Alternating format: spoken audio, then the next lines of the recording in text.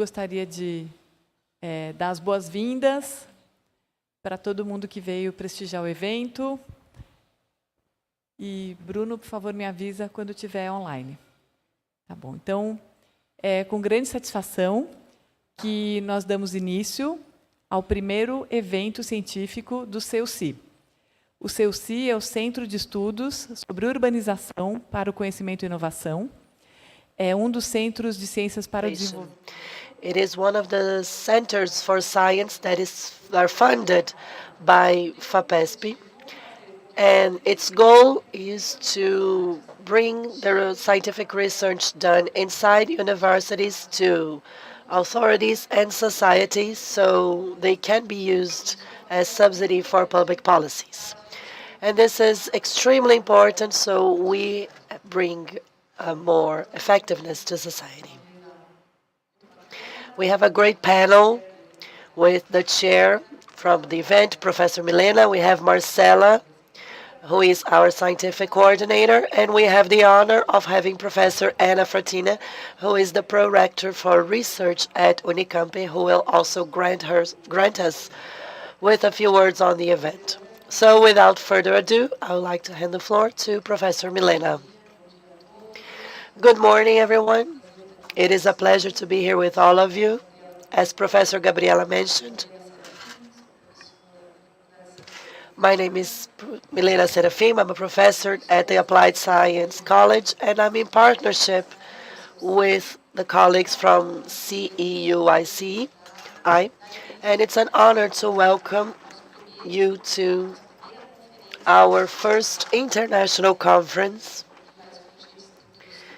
that will discuss knowledge districts, fourth generation parks, which of course is in line with the goal performed by CEUCI.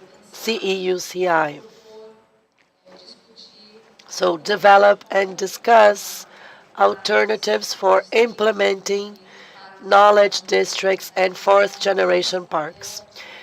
The university plays this role not only as a center for knowledge production, but also as a center for communicating with the broader society. And that, of course, when we think about the climate emergency and our need for thinking about a territory that can be a place where we can live together and exchange experiences. And this is a very fruitful opportunity for us to start here inside the university. The university, in partnership with other actors in its surrounding, can start thinking about transforming their own territory.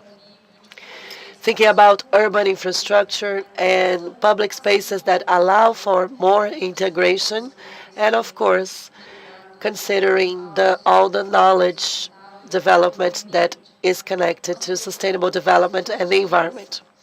So on the 2 days, we'll have some panels. We have the speakers here with us. And it will be a very interesting opportunity. They come from different disciplines because this is a topic that requires us to include other areas. So we need to have these different approaches together so we can think and develop the topics that we'll discuss in these 2 days. But again, this is a scientific event, so we will have the presentation of several academic studies. We have selected more than 40 scientific research studies. Professor Marcela will say more about that. And that will be a very interesting opportunity for us because not only we will learn more about these academic studies, papers, but we'll also have workshops for everyone to develop. So I'd like to remind you that these workshops actually started on Friday. We started with a workshop with Professor Victor, but we also did technical visits to Embrapa and other institutions. So I would like to end by thanking everyone who is with us here in the auditorium, but also watching us on YouTube. We had more than 150 people enrolled, and every event needs to be hybrid today. And of course, it wouldn't be different for us. But they will be interacting with us throughout the day. With that, I would like to hand the floor to Professor Marcela. Thank you very much. Good morning, everyone. My name is Marcela Noronha. I am the scientific coordinator for the event, and I just want to thank all the authors that have submitted their excellent studies to the conference.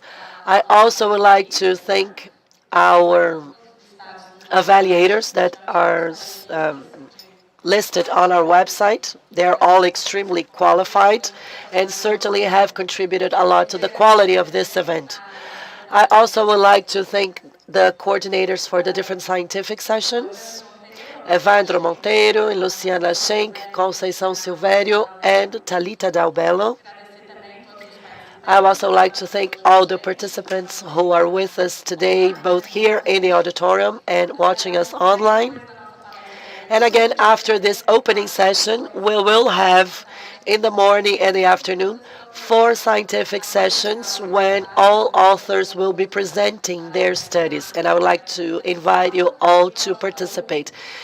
The presentations will take place in this same auditorium and also in Auditorium 1. We have received a few papers on a poster version. They will be available for visitation in the lobby. So if you want to stop by and get to know more about the studies, they will be available in the hall. I would like to wish you all a great event and thank you for coming to FGKD so we can discuss knowledge territories with all of us. Now, I will hand the floor to Professor Anna, who is here representing our rector, Professor Tom Zé. But before I do that, I have a few thank yous to say, starting with our partnership with the Pro-Rectorship of Research, FAPESP and CNPq for funding this event, and our partners, Inova, CPQD, the Catholic University of São Paulo, IASP, the City Hall of Campinas, and the Research in Architecture and Construction. Professor, the floor is yours. Good morning, everyone. It is a great pleasure to be here representing our rector, Professor Antonio Meirelles. And on his behalf, I would like to greet Professor Gabriela Celani, Milena Serafim, and Marcela Noronha. And I would like to congratulate them on the excellent work in organizing such an important event for our university and the country. Good morning to all the authorities who are with us and all the participants and speakers. And of course, good morning to everyone who is watching us live on YouTube. First and foremost, I would like to express our solidarity with our brothers and sisters from the Rio Grande do Sul state in Brazil. It is important to say that we are together in this journey. And perhaps suggest that in this event we could also think about the future of that environmental disasters and how we as a society and as a university can somehow contribute to the recovery of the state. And I would like to congratulate the event because we do have an opportunity to collect donations here. So immediately, of course, donations are very important, but in the near future, we need to start planning on how to face the consequences of this disaster. I used to be the director for Inova. I was the director until the end of April, and we were there in Rio Grande do Sul state in the South Summit event, a very interesting opportunity that allowed us to understand the innovation ecosystem in the state, which is fantastic. And it's really sad to see the current situation in the state today. IASP also did a very important event in the south of Brazil, in Rio Grande do Sul, and it was very interesting to see how Latin American parks are joining forces and fostering a very enriching discussion for the regional development. So I can say that I am already part of these discussions. And again, it is extremely important for us as a university to take some time to discuss how science can be present in these areas of innovation and how our internal researchers in the university can help develop these environments for innovation. And besides that, how these places for innovation can help the country develop itself. So there is a need for a neo-industrialization process in Brazil. And in my perception, this new industrialization process requires us to think fourth generation environments, which are technology parks that will contribute with the social and the environmental aspects, and all those elements together should bring us very positive effects on society. So in this event today, I believe we can contribute a lot on the scientific side for the future of our country. So I hope that this is a very enlightening event, an opportunity for us to develop idea of public policies and ideas that can be implemented here inside the university, the State University of Campinas, but also ideas that could be implemented in our country and in the whole of Latin America. So thank you again for the invitation. I wish you all a great event. And once again, on behalf of the rector, thank you for the invitation. Thank you, Professor. So I think we are ready to start the activities of the day. This is the end of this opening ceremony, and in a few moments we will start with our first presentation with Professor Lars speaking with us from abroad, and Professor Veitor here with us. Thank you very much.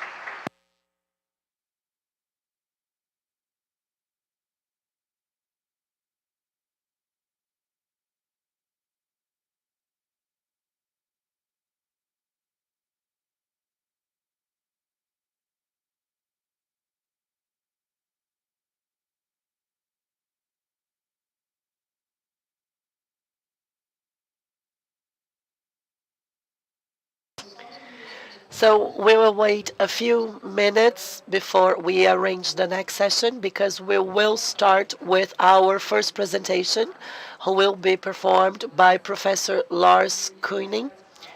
He will be joining us online, so we will take 5 minutes to get the presentation ready. I would like to highlight the presence of Aurelio Caiado, who is City Secretary from the City of Campinas. Thank you for being here.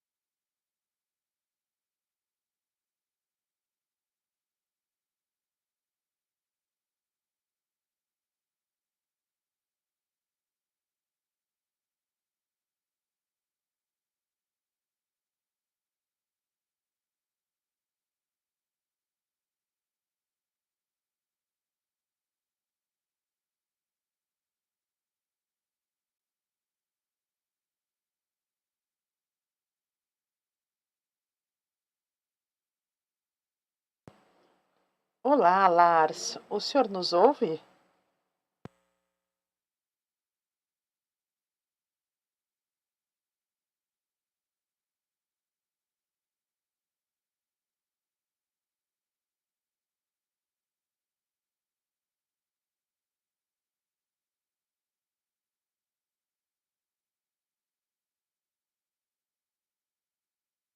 Olá, Lars. Vocês nos ouvem?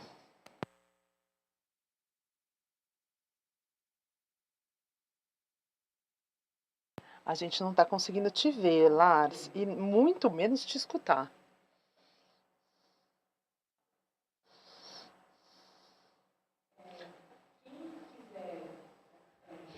Those who want to get headsets, because we have simultaneous translation, because the next lectures will be in English. So if you want to listen to simultaneous translation, please just have your headsets. They are outside. You have to collect. No one wants a headset to listen to the translation? Oi, Lars, a gente já está vendo a sua tela, mas ainda não conseguimos ouvi-lo.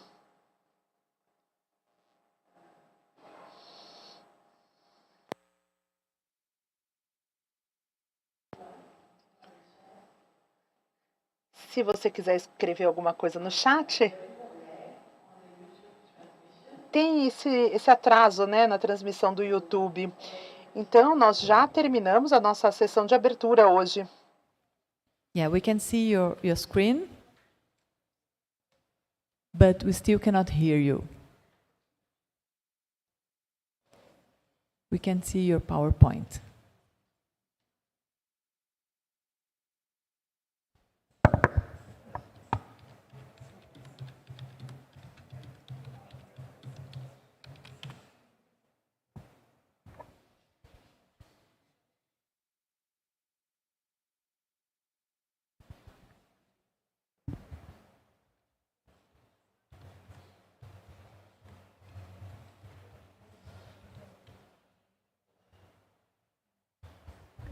Bruno, ele não está ouvindo a gente.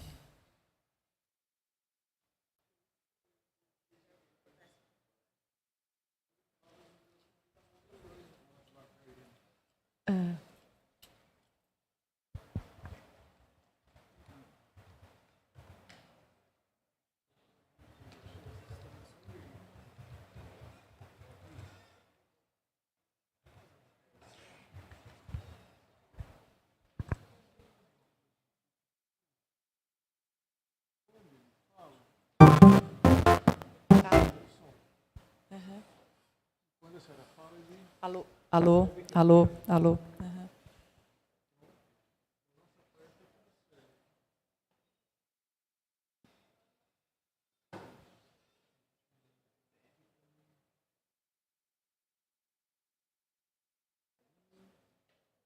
Tá. Então, o que você pode sugerir para ele fazer?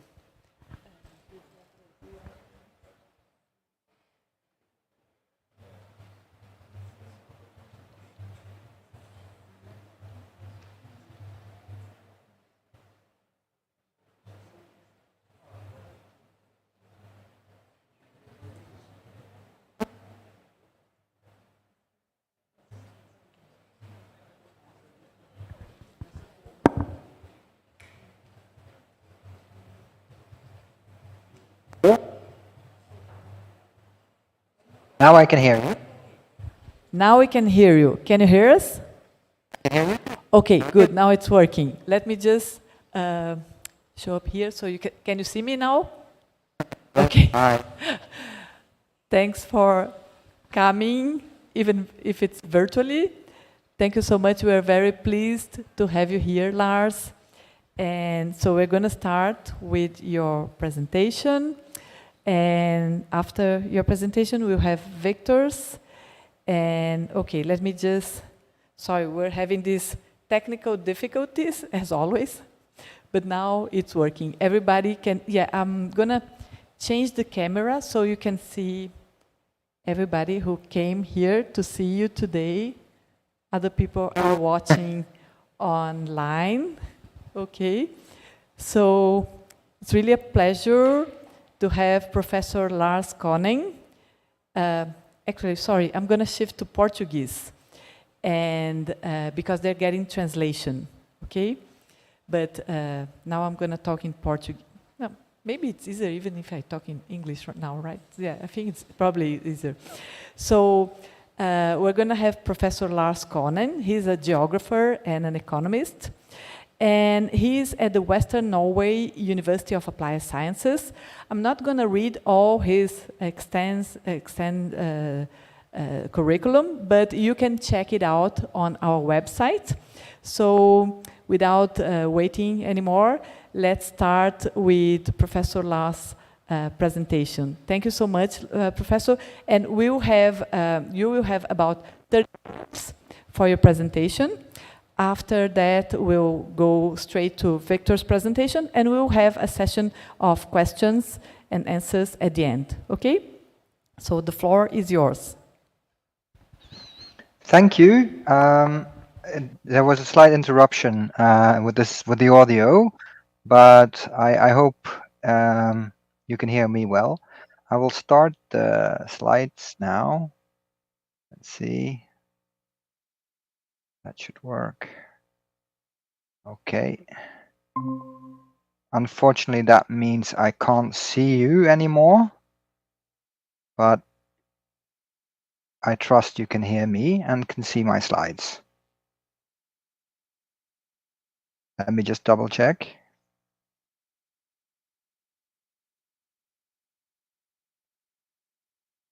Yes, we can see your slides, but now it's Okay. on PowerPoint. Yeah, no, And that's okay. Okay. Yeah. Okay, Yes, great. now it's on presentation mode. It's okay. Okay, very good. Yes, and also the audio is much better. Yeah, so thank you very much for the kind invitation. I had loved to come to Campinas, but unfortunately, I couldn't make it work with my schedule. And obviously, the irony is not lost on me that it's great to be participating through this hybrid option, but the value of knowledge districts, innovation districts often lies in geographical proximity. So I'm aware that I am missing out on a lot of very fruitful discussions and interesting exchanges had I been in Campinas, but we're making the best of it. So yes, today I'll be talking about the topic of mission-oriented innovation districts, which I would argue is probably an emerging topic in the debates about knowledge and innovation districts. I'm an economic geographer. I've been doing research on the geography of innovation for many years. Initially, as an early career researcher, I was primarily looking at things like clusters, at innovation and regional development, regional innovation systems, innovative milieus, those kind of things. And over the years, I've become increasingly interested in innovation that is targeting grand societal challenges, such as climate change. And what I would like to speak about partly is really also my encounter with the notion of innovation districts, which happened when I was at the University of Melbourne from 2017 to 2020. And I still have an honorary position there as the City of Melbourne Chair of Resilient Cities, which was a partnership between the University of Melbourne and Melbourne City Council. And it was a strategic partnership to basically improve collaboration, interaction, knowledge exchange between the university and the municipality. And even though primarily my research was geared to the Resilient Melbourne strategy, while I was there, the City of Melbourne also started to implement and develop a innovation district together with the University of Melbourne and with RMIT, the Royal Melbourne Institute for Technology. So I kind of saw the arrival and the development of this innovation district while I was working with the City of Melbourne, and I'll return to that in a few moments. But I was very fascinated by the idea of an innovation district, and it was really brought to our attention through the Brookings Institute, a Washington-based think tank, who really pioneered both the policies, the practices, and the thinking around innovation districts. It was not an academic concept. It really came from practitioners. And it was also met with a lot of enthusiasm by city policymakers, but also with academics, with leadership at the university, because it was partly really also creating a space for the city, for the municipality to engage with innovation and innovation policy, which normally, at least in Australia, was something that primarily national government, state governments were dealing with, but not so much municipalities or local councils. So according to the Brookings Institute, innovation districts are the ultimate mashup of anchor institutions, companies, startups, ecosystem building intermediaries in hyper-local geographies that leverage density, proximity, and accessibility. Districts actively advance a collaborate to compete agenda to solve some of the world's most complex challenges. And they continue, drawn together by transit, powered by clean energy, wired for digital technology, and fueled by caffeine, innovation districts are ambitious in their efforts to strengthen local and regional competitiveness, grow new jobs with living wages, create new firms, and strengthen inclusive growth and equity across the region. So these are all quite big words, high expectations, but what is really interesting with the idea of an innovation district is that it is taking sort of existing understandings of science parks, university incubators, and starts to combine that with ideas around placemaking and focusing much more also on the physical environment, the urban design of such districts. So it is partly sort of bringing together in an innovation ecosystem, economic assets in the knowledge economy, right? Those are the anchor institutions, universities, research organizations, companies, startups, notably. It is obviously emphasizing networking and collaboration between those organizations, but then it pays to a much greater degree also attention to physical assets in those innovation districts. Now, for academics, maybe this kind of definition is a bit over the top, but what the Brookings Institute basically has done is to bring together a range of theories, concepts, ideas from research that have been highly influential over the years around the geography of innovation.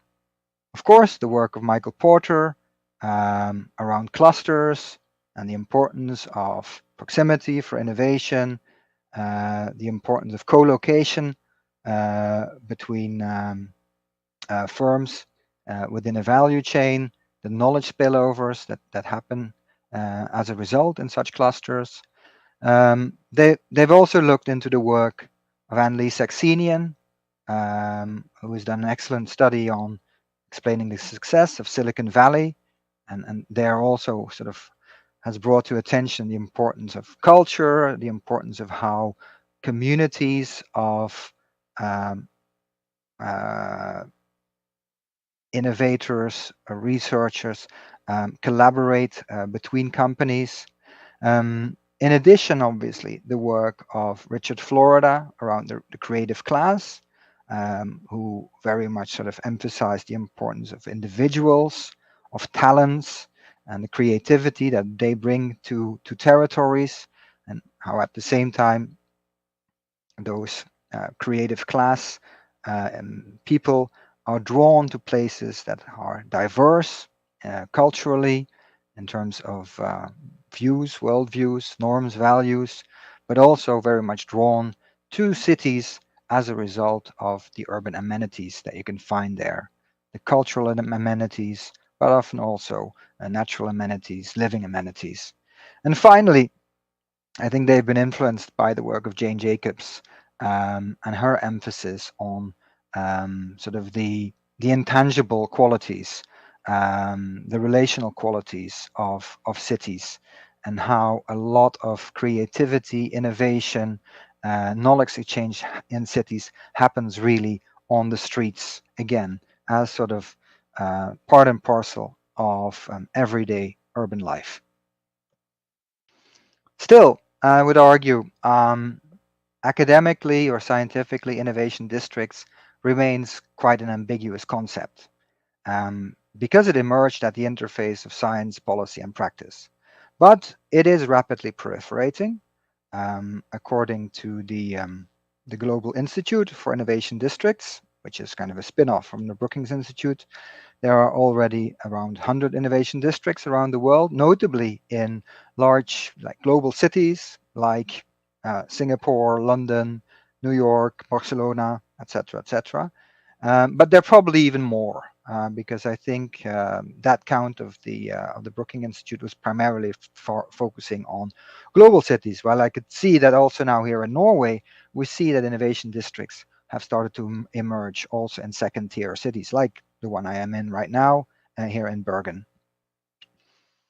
Some people and a lot of papers on innovation districts are quite critical of this concept because they argue it is theory led by policy. But of course there is a lot to critique about innovation districts. One important aspect would be about how innovation districts also tend to give rise to processes around gentrification and that they are very strongly elite, that they could be very strongly elite focused. But still, I would rather like to treat innovation districts as a boundary object between science, policy, and practice.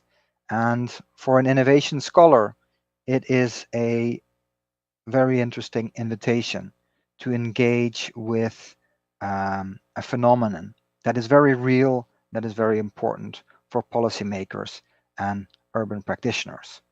But still, we should accept and acknowledge that there's considerable interpretive flexibility and fluidity around what innovation districts really are and what they can do, but also what they cannot do.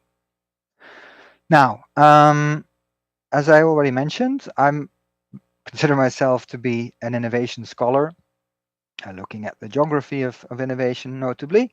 And in the past decade, with innovation studies, we argue that we've witnessed a normative turn in innovation policy, where knowledge is no longer only seen as a place-based asset in local economic development, but where innovation, knowledge, learning, creativity have been brought to bear also to other and additional policy goals, notably in the domain of social and environmental problems.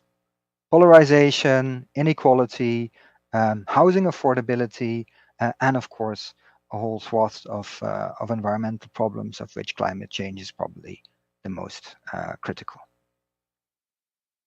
As a result of that normative turn in innovation policy, innovation is also no longer only seen as sort of technological innovation, but there is a more capacious understanding also among policymakers around innovation and greater interest in such things as social innovation, grassroots innovation that is driven by civil society, innovation in the public sector, and then so on and so on.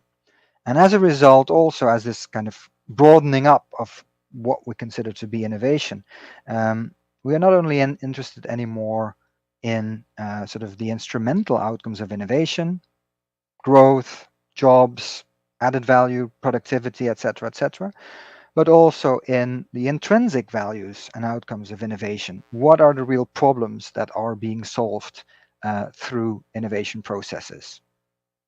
And again, as a result of that turn towards intrinsic values and outcomes, we also can witness greater reflexivity about innovation and its outcomes and impacts. And some people have started to also write about the dark side of innovation and how innovation also gives rise to unintended outcomes. I'll hopefully return to that in a bit. And we see, for example, that this normative turn in innovation policy has been very much picked up here in Europe in our regional, the European Union's regional policy, cohesion policy, smart specialization, which 10 years ago was primarily about creating regional competitiveness, and nowadays is very much looking to how could smart specialization contribute to sustainable development goals. Now, a really important name to mention in this debate is, of course, Mariana Mazzucato, who has coined, introduced, pioneered the idea of missions, mission economies, and mission-oriented research and innovation, which is also all about how innovation is not just a vehicle for economic growth. We also have to think about the quality of growth, and we have to think about a plethora of societal challenges which we need to target innovation to in order to address these pressing problems. Now,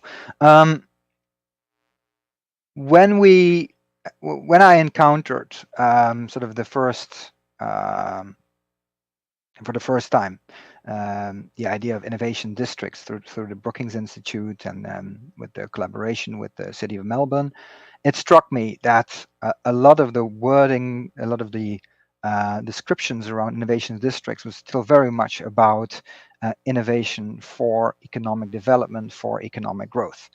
While at the same time, you could see that within innovation studies, increasingly policy was starting to look at grand societal challenges towards missions. So as a result, we thought, well, let's first of all start with doing a systematic literature review and identify whether there is, how these literatures actually speak to each other. So the literature on innovation districts on the one hand, and the literature on missions, challenge-driven innovation on the other hand. And we've ended up with a corpus of articles of about, I think, 99. But what we could basically very clearly see in our analysis was that these are largely disconnected fields. There are some points of intersection, and these are in a sense quite usual suspects around terms like innovation systems, innovation ecosystems, regional policy, regional development. But the question then sort of still remains, what kind of innovation are we talking about, and for what kind of regional development? So in this paper, this literature review, we've started to basically try to develop the idea of mission-oriented innovation districts, not just innovation districts that try to sort of activate knowledge in territories, in urban neighborhoods, to foster economic development and to primarily focus on economic outcomes, but to really engage also with the idea that innovation is a vehicle to achieve missions. So we've ended that paper with a definition or a suggestion to a definition where we say mission-oriented innovation district is an urban area similar to the size of several blocks or neighborhoods, but smaller than a city, where government, industry, knowledge institute, and civil society are deliberately situated and collaborating in place-based socio-technical innovation. And here comes the crux: to explore, but also experiment with and scale solutions for addressing societal challenges, all the while working to improve local area revitalization.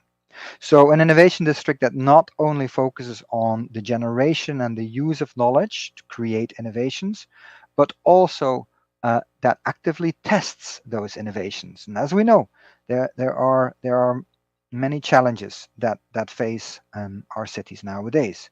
So why not also use an innovation district as a test bed to trial and experiment with those with innovation. And there are a lot of arguments in favor for why mission-oriented innovation districts is feasible. There are many theoretical and methodological foundations that align. In both sort of discipline or in both fields, innovation is seen as something systemic, as something relational that happens between actors, across sectors, and that is place-based, informed by local networks, local exchanges, local norms and values. We've also seen that in both literatures,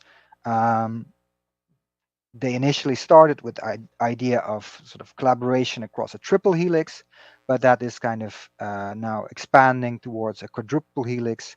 So not only universities and knowledge organizations, industry and public sector, but also including civil society and citizens into those collaborations.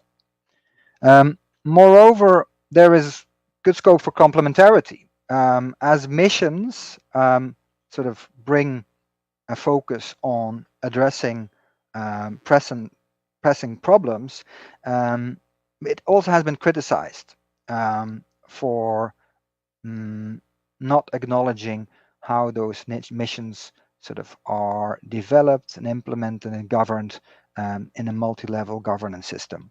So it is still very much sort of seen as missions are being set top-down, here in Europe, for example, by the European Union. The European Union has decided that Horizon Europe is all about missions, but what happens then sort of when those missions kind of meet cities, meet regions, and there's I think a lot of kind of complementarity between the more sort of bottom-up dynamics that you find in innovation districts. Important to acknowledge then also is that innovation and innovation districts, it's not only about sort of the rate and sort of the propensity to innovate, but really also about the directionality of innovation. And it is focusing on making sure that we really apply diagnostic monitoring and formative evaluations on such mission-oriented innovation districts, acknowledging that they are highly experimental, and it is important to really develop smart indicators, smart evaluation metrics that don't only sort of count startups, attraction of talent, but really also develop metrics that look at, do these innovation districts actually contribute to, say, problem solving in an urban context.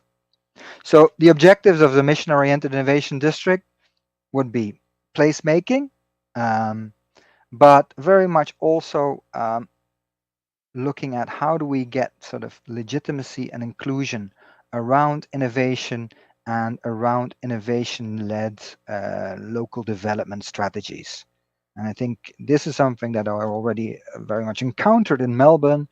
Innovation is not something that seems to be on top of the mind of most people working and living in the city, and a lot of kind of inhabitants that are living close to the University of Melbourne felt, for example, that the university is sometimes more a nuisance than actually an asset.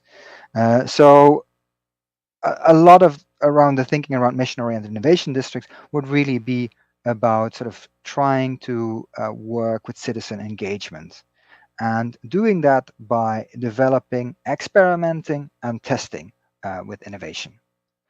And this resonates strongly with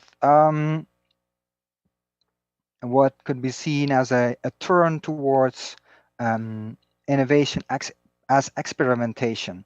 Again, driven a lot by policy, and notably here in Europe by the European Commission, which, for example, has recently started the new European Bauhaus program, which is a lot about innovation, but also which has a slightly different understanding of innovation, where it is really about, again, engaging citizens, and where innovation is not just about sort of economic outcome and performance, but it is really about how could innovation and experiments lead to sustainable, beautiful, inclusive projects.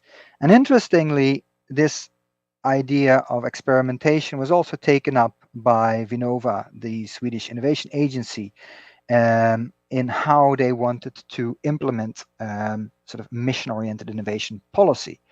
And this was very nicely explained in a recent publication called Designing Missions, authored by Dan Hill, where they said, well, you know, indeed, these kind of missions, it's very top down, it's very far away from the everyday experience of, and lives of citizens.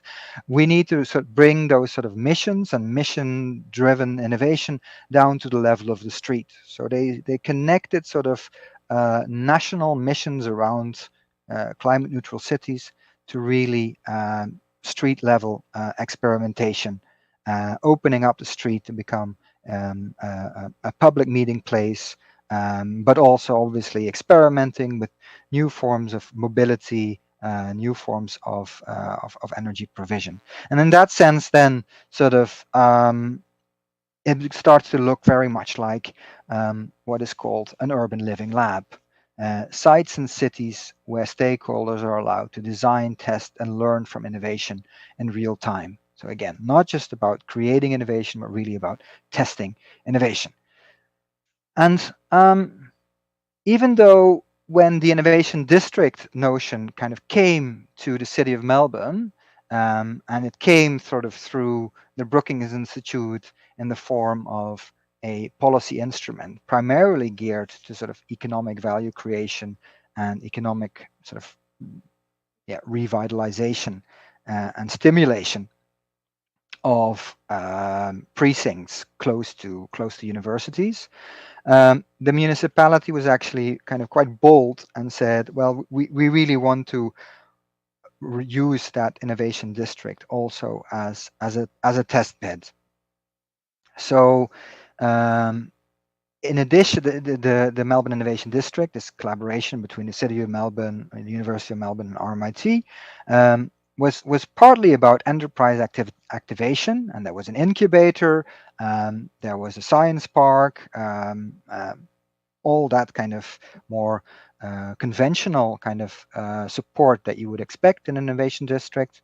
But there was also experimentation in the public realm, for example, by experimenting with sort of new cycling infrastructure, with nature-based solutions against urban heating, and also with driverless vehicles.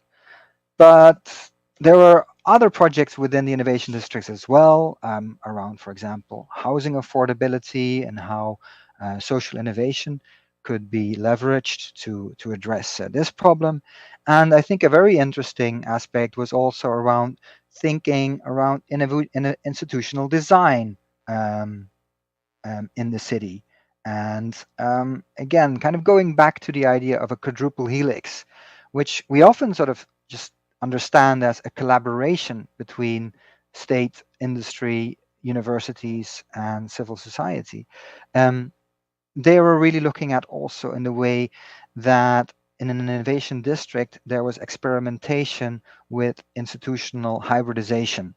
The university that starts to operate at some points more and more like an enterprise, the entrepreneurial university, but also how citizens could be engaged in scientific endeavor, citizen science, for example. So within this innovation district, they were also really sort of looking at new, if you like, institutional innovations. We've documented sort of the evolution of the Melbourne Innovation District in a recent paper in Cities, because we saw basically that the innovation district kind of oscillated between different framings around innovation policy. And I'll bring that here, where it was brought to the City of Melbourne through the Brookings Institute as a vehicle for science push to commercialize scientific discovery happening within the University of Melbourne, within RMIT, emphasis on economic growth, but which was then sort of translated by the municipality actually as sort of more and more a instrument for transformative change in the city, as a site for systemic change in systems around mobility, around energy provision, as sites for experimentation, where the legitimacy was not so much economic growth, but much more addressing grand societal challenges, but which also required a different role of government, of the state, in the form of an entrepreneurial municipality. However, when the pandemic came to Melbourne, it was interesting to see that sort of these initially quite sort of progressive and avant-garde ideas around the innovation district kind of bounced back again to more conventional economic thinking around what can and should be achieved with an innovation district. So to conclude, some challenges for mission-oriented innovation districts. Given their highly experimental state and their dependence on collaboration and co-creation, trust between public, private, and civil stakeholders is of critical importance. And as we know, trust is something that often takes many years to build, but could easily be eroded. Why is trust important? Notably because in those mission-oriented innovation districts, you would really be sort of trialing and testing often quite disruptive innovations, which means that often a lot of things could also go wrong. So you would need an institutional context that allows not just learning from success, but primarily also learning from failure. And that requires a lot of institutional capacity and resources that are needed to then orchestrate and monitor those experiments. And here I'm a bit more critical of to what extent, for example, the City of Melbourne was able to leverage institutional capacities and resources for policy learning. It was still very much sort of using the traditional metrics of startups and investments, but not so much looking at sort of what is really happening in terms of improving the sustainability of the innovation district. And then there's still a sort of a paradox around citizen engagement, because on the one hand, sort of these innovation districts, because they are close to citizens, they have the involvement of local governments. A lot of observers, scholars say these are excellent sites for citizen engagement. Still, at the same time, in practice and in the implementation, we see that, for example, in Melbourne, the City of Melbourne, the universities are struggling to kind of organize such citizen engagement in a meaningful way, and are still also kind of criticized at the end of the day for having a quite technocratic understanding of what an innovation district is, or what innovation is, and why it should benefit the people living in the cities. Okay, I'll leave it there, and I thank you for your attention, and I very much look forward to questions and discussion later on. Thank you.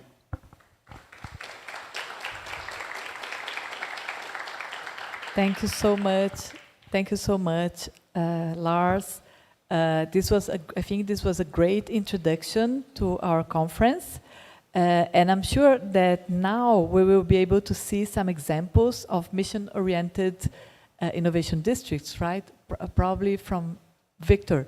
So I think this is really perfect. So now I would like to introduce you to Victor Eskenazi. He's an architect, an associated architect at the international firm Sasaki.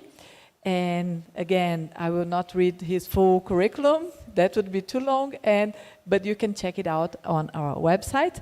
So now I'm going to hand over to Victor, and who's going to present us some nice examples of innovation districts.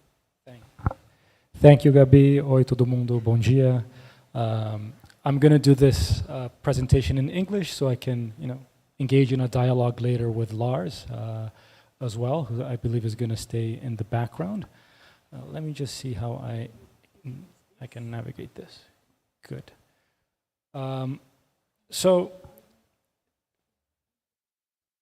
acho que eu prefiro, de repente, deixa eu ficar aqui, vira essa aqui um pouquinho, isso, só para eu conseguir ver o que eu estou apresentando. Perfeito. So, what I thought would be interesting, and I think Lars gave an amazing introduction on some of the key issues around knowledge districts and mission-driven districts. What I wanted to bring to this conference was really sort of a practitioner's perspective. I really come from practice, and while we may discuss a lot of the theories around implementing knowledge districts, ultimately they need a plan. These districts, they happen in urban environments, and I think the contribution of architects and urban designers are quite critical. Claro. Pode ir. Lars, we're just going to be sharing the screen so you can see what I'm presenting. Just 1 second.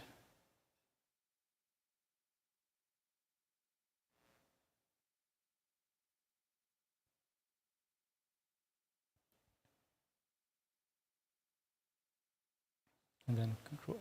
Perfect. Muito obrigado. So, just a brief, how does this work here?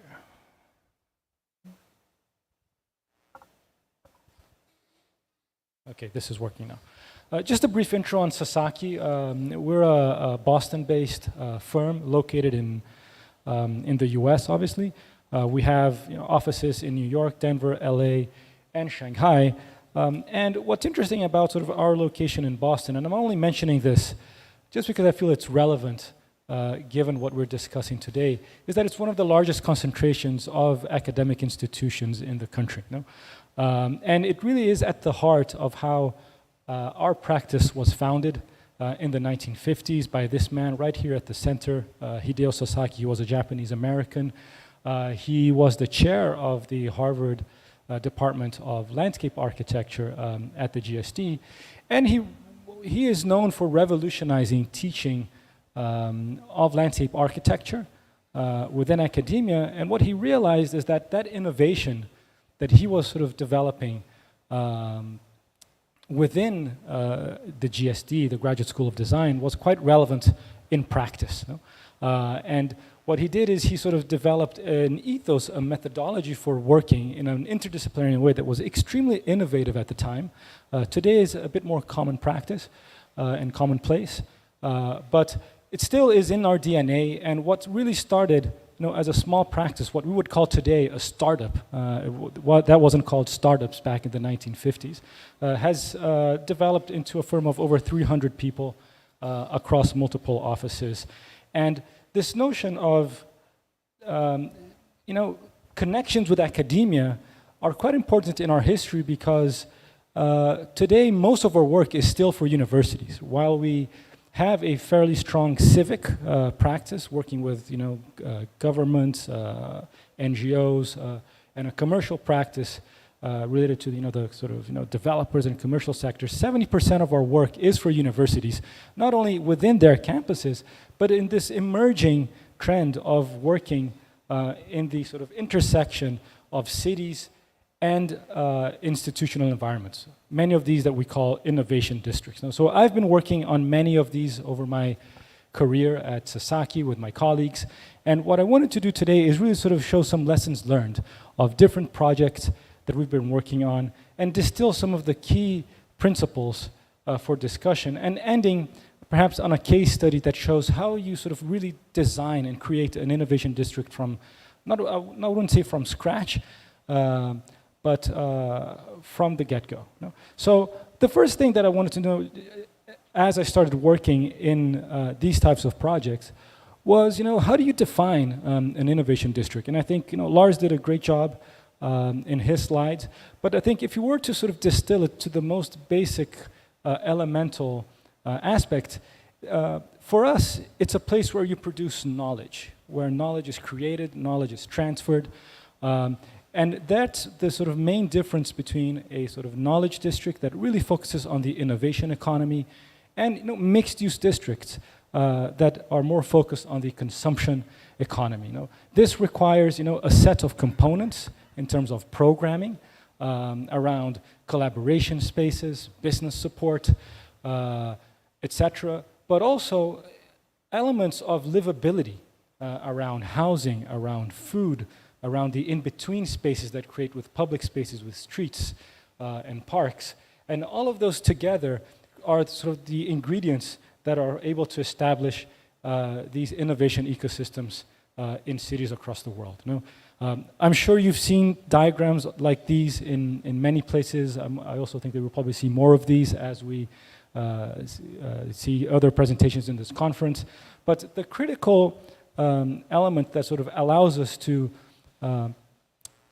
provide spaces for these innovation districts is with sort of this sort of multi-helix approach of partnerships, collaborations through implementation. So as you can see, as we began working in these projects, the sort of triple helix was what was really sort of mentioned as being the sort of key for knowledge production. And today we see greater participation with society so that they can benefit more from the advantages of the innovation economy, and at a greater extent now really thinking of sort of the environment, not only the urban environments that we're operating in, but also the ecological environment and the contribution that these projects can have to our natural systems. The contextual forces are very, very important when we sort of discuss innovation districts, and I think that sort of multi-helix is a sort of critical aspect of that, is understanding where you are located. This is a project that we're currently working on actually with Monterrey Tech in Mexico City, and trying to map what is happening around us, the sort of key proximity of the university with its urban context, but also this idea of what is happening in terms of, already happening in terms of innovation in the area. So you can see, this is a district where you have the largest medical cluster in Latin America, and this becomes, a driving force as we think of a mission for the innovation district. In this case, you can see just in this image, towards the back, that's the sort of Mexico City medical cluster, which is currently landlocked, has no place to expand. And the idea is for the tech to leverage its land holdings to allow for that expansion right next to the university. So that notion of proximity and context to leverage existing assets in the city today. And another aspect that is quite critical in terms of the forces that are key ingredients for the success of innovation districts are really sort of the public realm, and thinking of the public realm in an interconnected manner. I think Lars spoke quite eloquently about the importance of proximity, physical proximity. And the public realm, again, is a sort of key factor around creating an interconnected urban environment that allow people to engage with each other and, in a sense, create what we call these creative collisions. The public realm in innovation districts is really where people come together. And an ingredient of success that we found in a lot of our projects, this is a project that we did in Detroit, where again we were trying to sort of get to those theoretical underpinnings of innovation districts, is that public spaces is where we are able to get people out of their silos and come together and create some of those serendipitous encounters, as Richard Florida used to say in his seminal publications. The public realm is also important to establish a strong identity in terms of placemaking, in terms of creating an attraction that can be a magnet for talent. And I think this is a key element as well that we've found is that innovation districts, they compete for talent, global talent, at multiple scales. And this notion of a strong public realm with a strong identity, particularly around quality of life, livability, is of paramount importance. Now, this is a project that we've been working on in Chile as well for a district. And you can see the careful articulation of public realm to foster walkability, to foster neighborhood services, retail, the key integration of uses such as housing, social housing, the integration of transit, which is quite critical, biking. So these are, again, key ingredients that we've found in our projects to help leverage the innovation economy. And I think the last but not least, and this has been referred to by Lars as establishing these sort of living laboratories, thinking of innovation districts as places for experimentation. And when I mean experimentation, bold experimentation, right? Experimentation around sustainability, around technology, around sort of creating new economies in urban environments. And this is from a competition we did in China, where we were sort of operating in the sort of urban-rural continuum in an area that was fairly outside the city, but the project had a very sort of strong focus in engaging with the sort of ecological environment, preserving agricultural land, and thinking quite strategically around that sort of preservation of agricultural land as a means to establish a new sort of economic model for China in the future. So the integration of labs, agriculture, research within this sort of urban-rural continuum. So with that, I just wanted to sort of distill some of these sort of principles that we've established over the years working on innovation districts. One around the notion of innovation districts being driven by talent, by ideas, and that you really need to sort of attract people, and anyone can sort of choose to live in Sao Paulo or to live in Melbourne, and the quality of the urban environment that you provide is going to be essential in them making their decision to where to locate. The second we spoke about that is proximity, and the importance of anchor institutions. In many cases in our work, we work with universities, and universities as hubs of knowledge are quite essential in triggering innovation and attracting people to their surroundings. Mobility, connections, again, very important to sort of catalyze that proximity.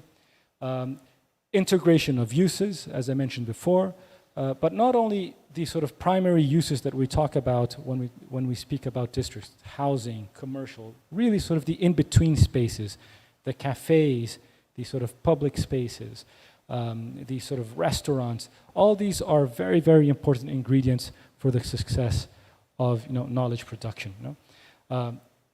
Identity and public realm, the ability of a plan to create a platform for institutions to create partnerships. So setting up the stage within an urban environment to establish partnerships with outside companies. Density, so we call this the sort of the power of clustering, right? So the more, allowing for density really sort of allows companies, institutions to feed off from each other.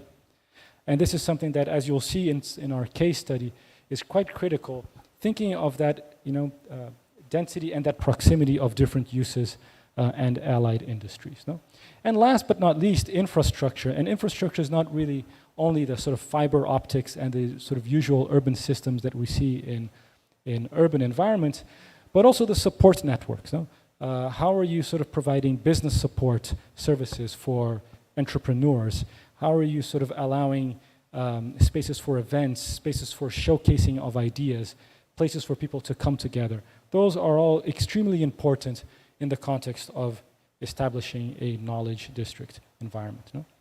So with that, what I wanted to do is just to sort of transition from ideas into reality and see how this is being done today in a project that I'm working on. And I believe we also have a representative of Monterey Tech who's going to give, I think, a more detailed lecture on this project. But I wanted to just show how a plan and the sort of importance of a plan in establishing a new paradigm for innovation in Mexico.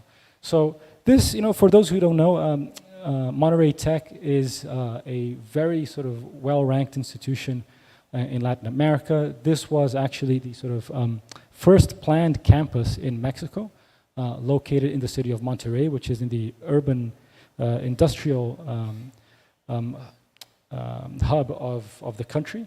And it was really sort of developed in sort of a rural environment. So this is a picture of the early 1950s, and you can see how it was really sort of surrounded by fields and agriculture, and very quickly, the city caught up. And today, the sort of university is surrounded by a set of very sort of diverse neighborhoods, very sort of complex relationships in terms of connectivity and its urban environment. But remains, a sort of powerhouse in terms of academic research in Mexico. One thing that we realized when we started working with the tech was that in many of our projects in the US and other places, we see a lot of investment happening around universities. And in the case of the tech, all that investment was happening away from the district in San Pedro. And that connection between the tech, which is a highly influential institution, and the city was very diminished, particularly because of issues of mobility in Monterrey. Monterrey is a very sort of car-oriented city. Traffic is very complicated. And that relationship between industry and the tech was severely affected by these issues of lack of proximity. The tech also, over the years, mostly because of lack of planning, sort of turned its back towards the community. Became a very insular, very inward-focused institution. You can see just this picture of like security gates, the fences. Really did not create a welcoming environment in the area. And what they noticed was that their approach to the district was really exacerbating a sort of sense of neglect in the neighborhoods, a perception of lack of safety, and was really sort of hindering their ability to engage with its larger context. So all the sort of that beautiful environment that was happening within the campus itself was not being translated to the outside. And our sort of initial idea was, can we extend this? Can we make the sort of work that is being done at the tech more visible, more transparent, and can we sort of provide a stronger connection to the district, actually leveraging the identity that the tech has already today. There were a series of driving forces and philosophical underpinnings to our work around institutional transformation of the tech. They had a sort of very strong agenda around transitioning from a sort of technical educational model to a model that would really sort of be more holistic, student-centered, and that would promote, human flourishing and lifelong learning. They had also a sort of very strong focus in leveraging their research and expanding their research capacity. As a private institution, they have very limited access to public funds for general research, and the only way for the tech to maintain its cutting edge and be at the forefront of innovation was to partner with allied industries to fund applied research. So they really wanted to, again, transition from a sort of teaching-focused institution to be a sort of innovation, research, and entrepreneurial ecosystem. And one thing that was critical in our work was, again, looking at their system of campuses, and the tech, I believe, has 26 or 27 campuses across Mexico, is transitioning from what are all isolated, inward-focused campuses to be able to catalyze transformation, to be a catalyst for city transformation, to promote social and urban regeneration in their host cities. So this was the premise of our work. at the tech. And when we started working there, this was the urban environment that we were confronted by. A district that was dominated by surface parking, had this very large stadium that was fenced and was cutting off neighborhoods from the tech.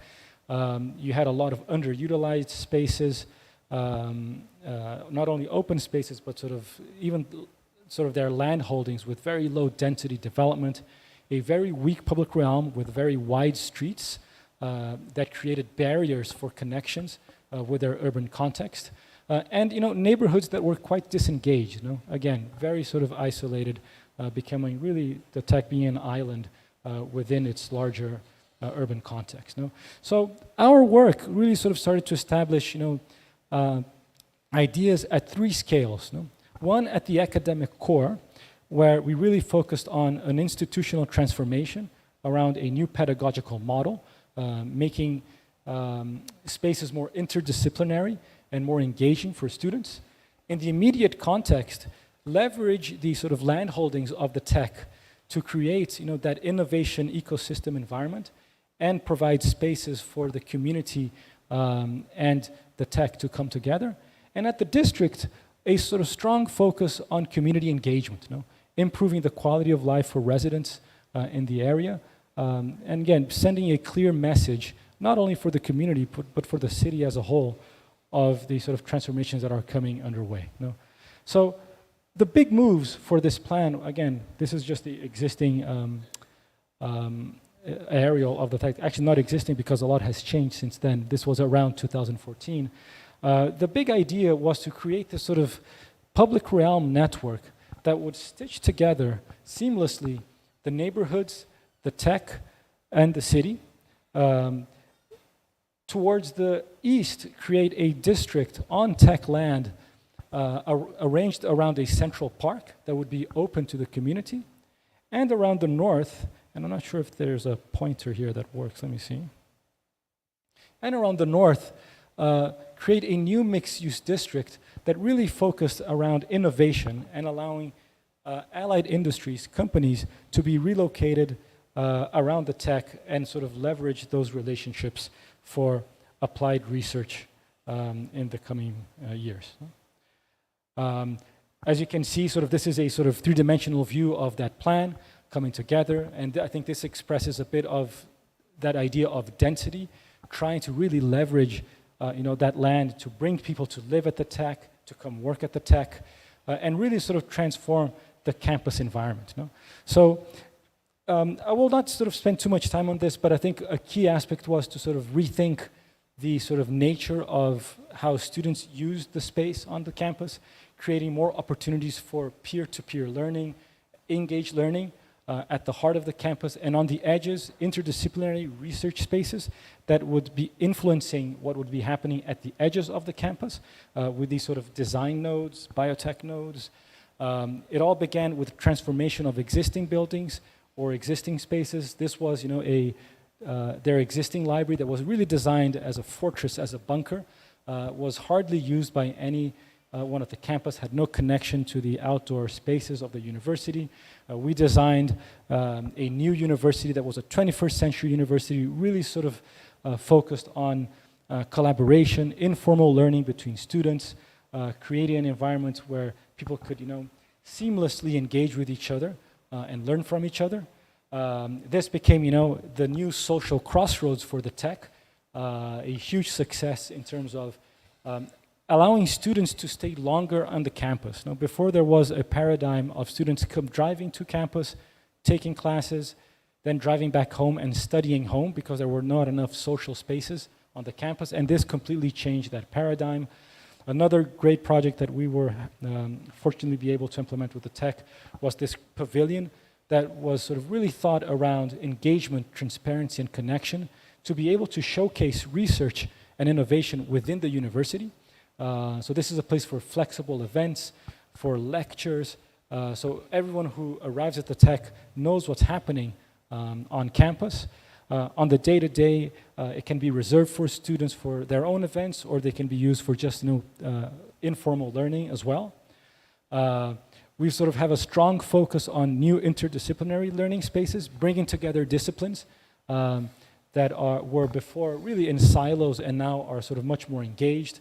In this case, this is a forthcoming project of bringing together the engineering school, the design disciplines, and architecture into one building and making those disciplines much more connected. And in the context, so all the work that was happening within the campus started to sort of influence what was happening along its immediate context. And again, thinking of those sort of key ingredients and those components that can sort of trigger innovation and attract people to be located next to the tech, from collaboration spaces, entrepreneurial spaces, places for partnerships, and most critically, the understanding of the district as a vibrant environment with its plazas, with its restaurants, and its dynamic sort of uses. This was, that northern area across a sort of public street that is now currently being transformed. Our sort of idea here was to sort of create at the heart of this district an innovation hub that provided those sort of key components, those support services, that infrastructure that I was mentioning around spaces for venture capitalists to come in, to have pitch nights, events, and framing this sort of plaza and innovation hub, a series of parcels in a very legible framework that could be sort of used to establish headquarters or places for companies to be immediately adjacent to the university. So we call these ships or enterprise buildings. And critically, also the addition of housing, densifying housing in this district as well. You can see, again, just in 3 dimensions, what you see in the blue ship right at the corner, I think is an interesting aspect in terms of experimentation and that idea of a living lab, is a proof of concept of centralizing all the tech research institutes in one space, adding tenant spaces for incubators and smaller companies to, again, test this idea. And this is currently under construction. This is a big investment for the tech, and it will be quite transformational in opening up the institution for outside investment. Right next to this building is the innovation hub that is connected through a very strong sort of public realm. Again, that idea of an identity that is sort of critical for the success of innovation districts. And this is a project that we're hoping to break ground by the end of the year, which again hosts a series of events, places for events, places for smaller incubators, a sort of fab lab that is shared with the community, and will provide that sort of all those support systems for students who graduate and before had to move to another neighborhood in the city. Now they can sort of graduate. If they have an idea, they can start to develop it within the campus, stay in the district, can even live in the district in the future, and sort of start to contribute to the vitality of the district. The other district to the east had a much stronger focus on the sort of community integration of the tech, this notion of a sort of large central park, which was a big paradigm shift for the university in terms of opening up and creating public spaces. This notion that if on one hand we're really focusing our agenda on innovation, on this one is really around quality of life and be able to attract people to live in the neighborhoods around the tech. So this connection between neighborhoods and a clear, legible connection to this new urban park. This was, the tech in 2013, and this vision that we created with the tech, and the tech has been able to systematically implement the plan. This is a shot taken, I believe, last year of this new urban park already built, a new stadium that is much more urban, connected to the neighborhood, and you see to the left a wellness center that sort of, again, is serving the students, but it's drawing the students outside of the academic core. So there's a deliberate approach to getting some of that life that was very dynamic inside the academic core and spreading it out into the district itself.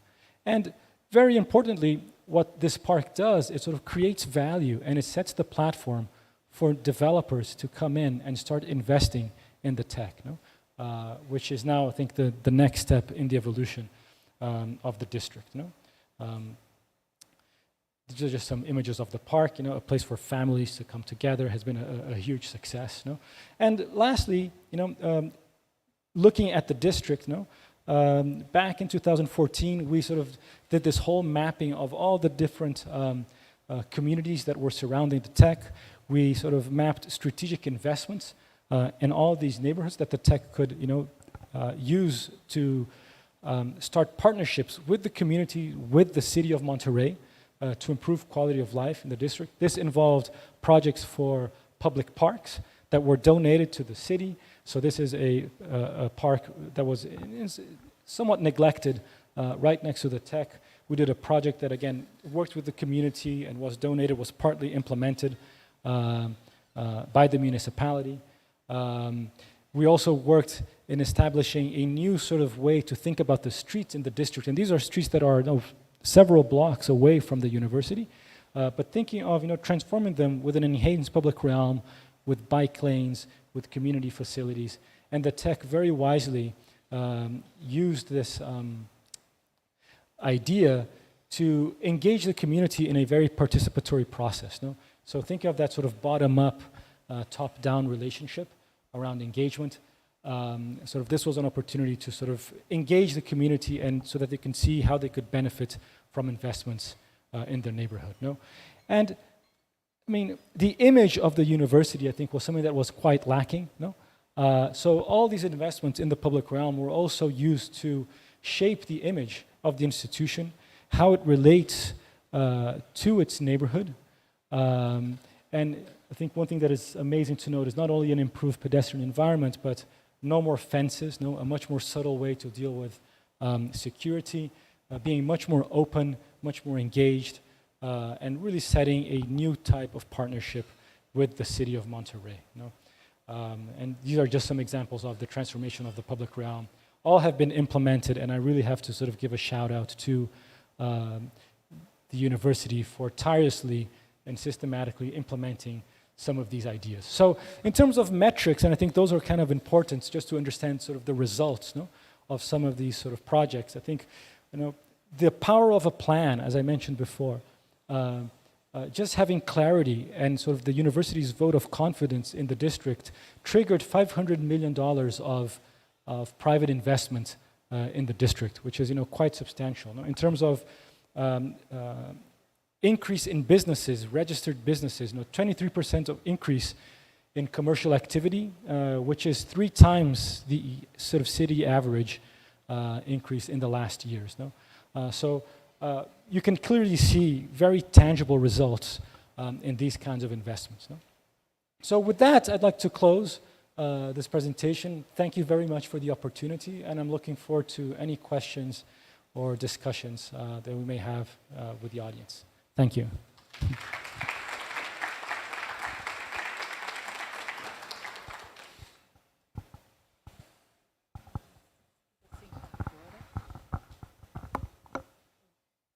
So thank you so much, Victor. This was a really inspiring presentation. I'm sure that everybody here really enjoyed it. And now we still have like some 20 minutes for questions. And Lars is still with us, as you can see. So I think there's a lot of connections between the 2 lectures. So I'm gonna ask the public if anybody would like to ask some question, make some comment, and then please say your name, where you come from, and also whom you would like to answer it, or maybe both of our presenters could answer. So Sylvia's here, she's gonna circulate the mic. Everybody's shy. So, oh yeah, there's a question over there from Mariela, who's actually from the Distrito Tech.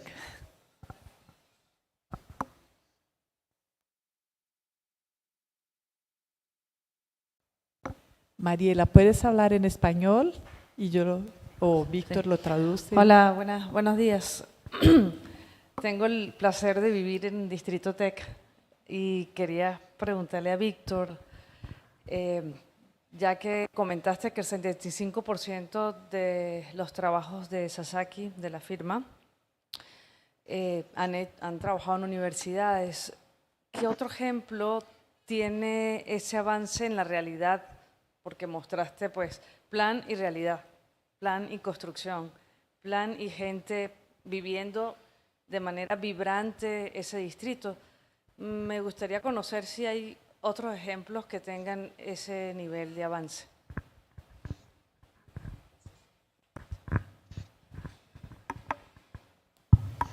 Hi, Lars. So this was a question around other precedents that were able to successfully implement ideas into actual projects. So, and I'll answer in English first, and then I'll pass it on to Lars. I think speaking of projects that we've worked at Sasaki, I think the tech is a great example of, probably one of our best examples of an institution that has been so successful in implementing ideas. No? I think another project that we've worked on that I think could be a reference to others here is the University of Pennsylvania, a project we've been sort of collaborating with Penn for years as well, who has led to a range of projects, not only in terms of new research institutes, but also, in the case of Penn, new housing projects, densifying the neighborhoods, creating new public spaces, a very large sort of recreational park as well that serves the community. That sort of has really transformed the campus and its district. It's called University City in Pennsylvania. So I'd sort of mention that, I think, as another key example and precedent to look for in terms of success of implementation. And maybe I'll pass on to Lars, who may also have some good examples of his own as well. Sure. When you're asking for precedents and inspiration, I think it's important to also kind of a little bit qualify what kind of inspiration you're looking for. As sort of, it's a big concept, innovation or knowledge districts, and it's applied to sort of different problems and opportunities. Sometimes it is about activating an urban space that's kind of close to a university or another anchor institution.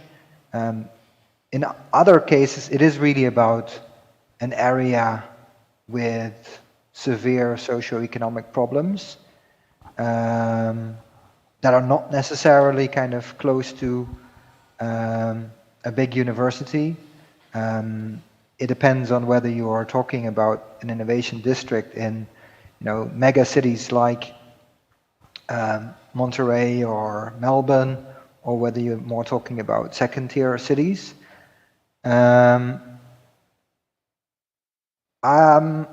I think one example I really like, and which is also sort of very emblematic for the thinking around innovation districts, is the AT22 Innovation District in Barcelona. It is, in a sense, sort of the first documented innovation district, and was in many ways maybe an innovation district avant la lettre. And which, for example, the Brookings Institute uses a lot as sort of a key reference point.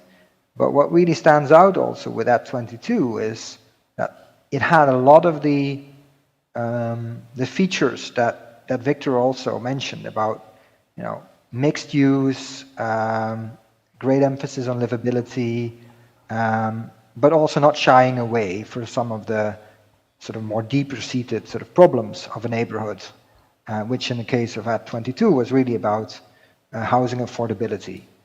So that, to me, is also a case that is very well documented in the literature. So yeah, that would be my recommendation. Another question here, please. Quem quiser fazer perguntas em português, em espanhol, todos os idiomas são permitidos. Thank you, and thank you both for these wonderful presentations. My name is Flavia Curbelo. I'm a policy advisor of economic area development at the city of The Hague.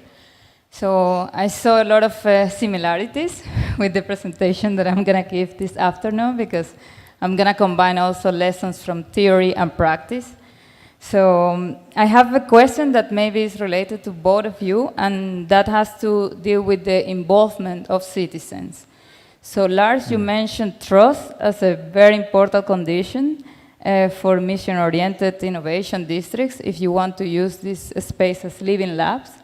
So I would like to hear from you, what are the main barriers that are to be found by Forber for the implementation of placemaking? Because, yeah, from the practice of The Hague, we are, in this moment, trying to implement projects in the short term, so temporary projects, but we have a lot of regulations that are actually really, really impeding, the development of placemaking projects. And also, this also relates to the question of Elfriede, about, how is the transition between the long-term vision and the short-term vision? So how are you doing temporary projects also in the tech that involve citizens and maybe the current residents in this area? And the second question for you, that I'm very curious, is about ownership of the land. So you have the district, the tech district, so Distrito Tech, and the tecnológico de Monterrey. So who owns the land where all these projects that you actually are working, and who are the main stakeholders involved also in the design and maintenance of the public space?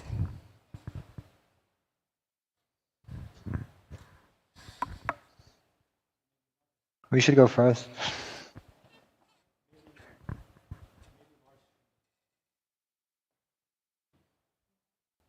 Shall I take the first question? Can you start? Yes. Can you start with the answer? Thank so you. about citizen involvement. I think that's the million-dollar question, really, because I guess in the long term, this is what makes or breaks the success of an innovation district. So, I mean, I could give some examples of what is sort of being framed as citizen involvement and engagement, but which was perceived as tokenistic. And that was suspiciously a lot related to experiments and innovation related to smart cities.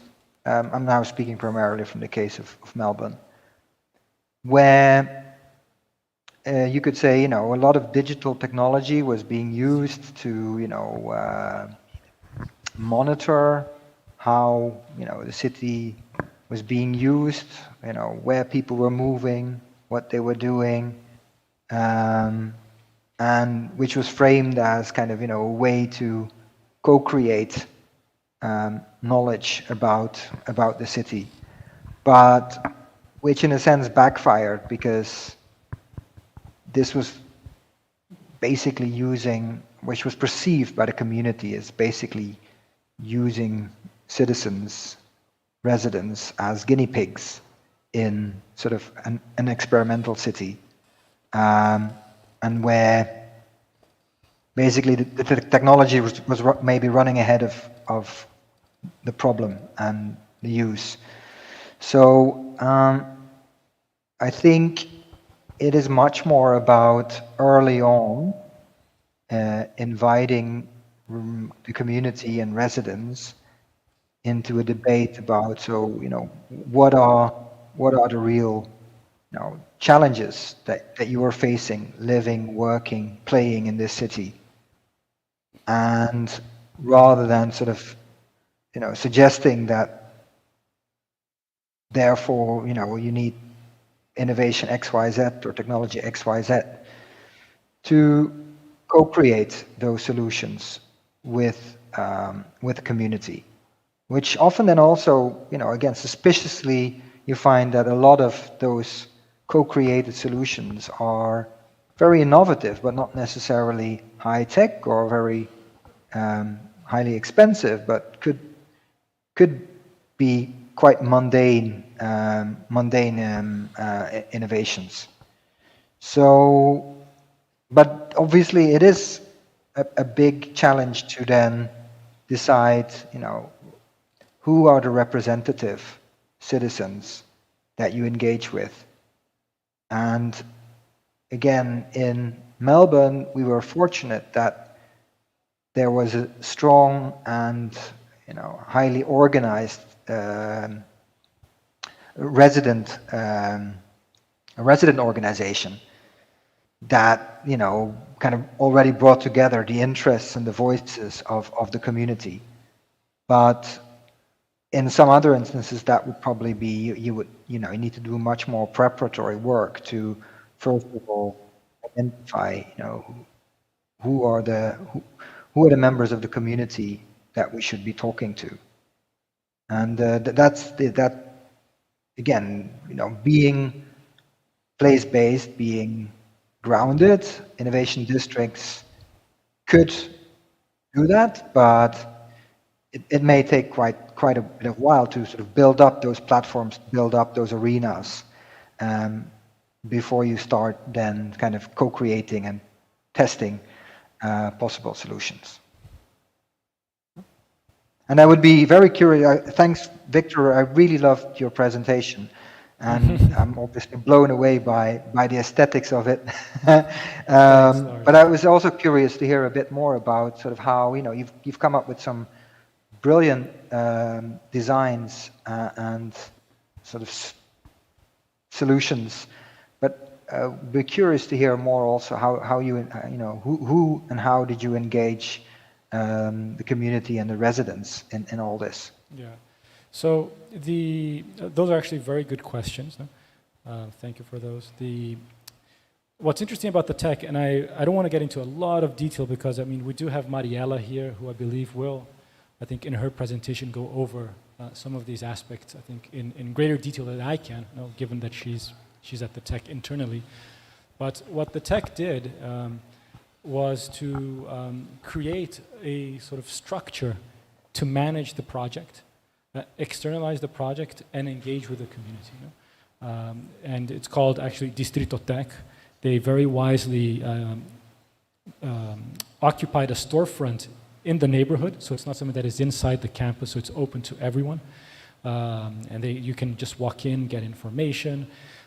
They were extremely bold in sort of creating an engagement process with the district, and only the district, and I think Mariela will talk about this, also with communities that are actually farther away on the hillsides, a few kilometers from the district, again, to sort of be very open and transparent with what's happening at the tech. So I think they've actually formed, I don't remember the number, it was like 14 or 17 community organizations that were not existent before, so they sort of catalyzed the process of people coming together in the neighborhoods to advocate for themselves, establish priorities in their distinct colonias, right? And I think that was a critical piece, I think, for the success of the implementation of some of these projects. And there are a ton of projects that are, Sasaki can only claim authorship of a few. Many of them are internally driven by the tech or were done by outside consultants as well. And the interesting thing, I think it was part of your question as well, was that a lot of these things were prototyped as more tactical projects before being fully implemented. So transformation of streets, there were streets that were first tested on weekends for events. So let's close this down, let's have an event, let's see how it works. There are some pocket parks that were sort of done with containers before sort of a larger scale effort is being done. And that is, again, very much working with sort of the surrounding communities. And I think Mariela can sort of talk to that perhaps more than I can. To your question around land ownership and long-term management, that is a very important topic.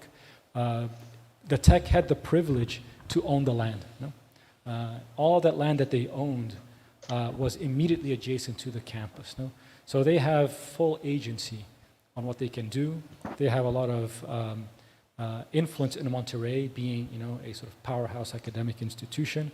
I believe what they did after we did our first plan, they did a whole sort of lobbying effort and advocacy effort to change sort of regulations in the district to allow the plan to be implemented with the sort of the political sphere of Monterrey.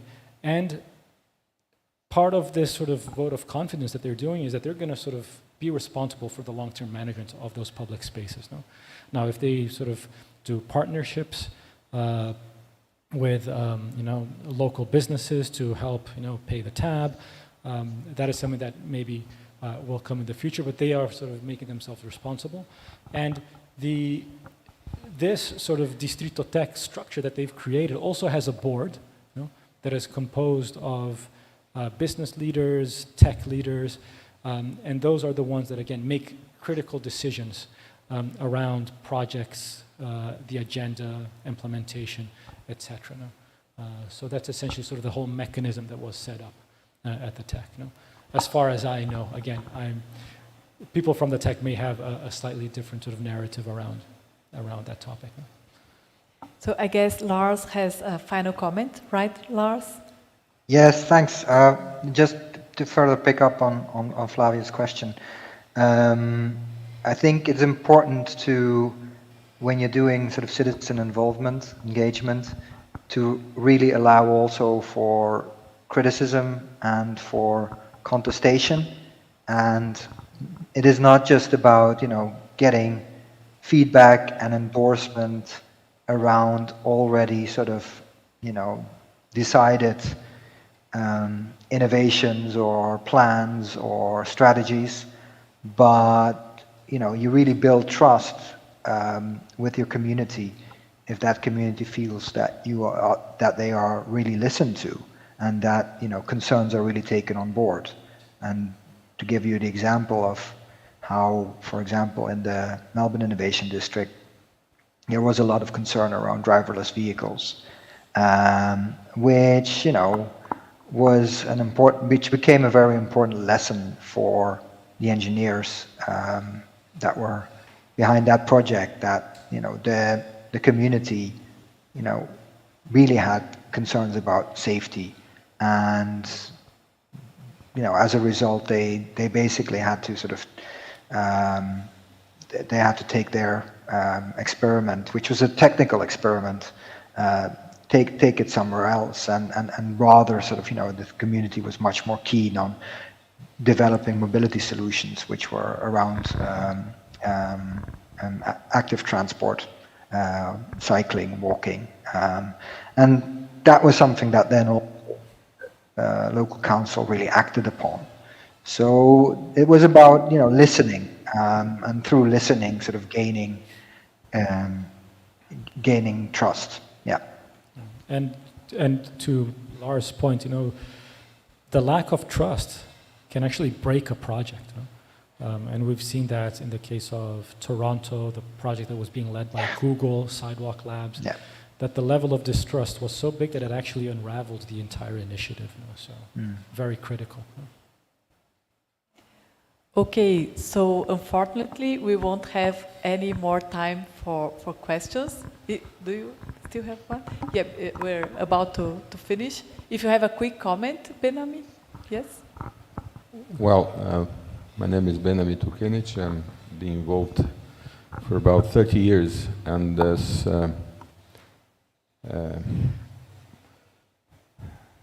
sort of tree scale, as Victor quite well described, the relation between district and campus and the academic core. And to me, the question I would like to raise is about the structuring of public institutional and private realms. I think we live in Brazil in a continuous, non-continuous process of development in terms of administration. So we have a shifting all the time, basically at the district level, but also at the academic level, concerning these goals. So how to achieve a stability of these would-be alliances between these three levels of intervention, and until the moment it gets its self-sustainable logic, I would say, and how to stabilize the interaction between these three levels, considering that we have a challenge ahead of us, which is a medium and long-term development. And this question is addressed both to Vitor and to Lars. This is a very complex question, so if you can please be brief, because then we can proceed to the coffee break. But yeah, I think Benami, I think that's an excellent question, and as a Brazilian, I can deeply relate to the point that you're making. I think what's interesting is, in Brazil, we usually say that urban projects, their implementation needs to be short enough to be fit into one administration. Otherwise, it's not going to happen, right? In the case of institutions, and I can just say because I presented the tech, that urgency may not be so pressing. No? And what we can see is that if there is buy-in on a plan, and there is institutional buy-in, even with change of a president or a rector, there are other bodies within an institution that are longer term. So you have a board, you have founding members of the family that are from the university, and they're able to, in a sense, give continuity to projects. I think it's not a perfect model, particularly because there are a lot of unknowns when it comes to working with the public sector that do have that sort of sense of urgency.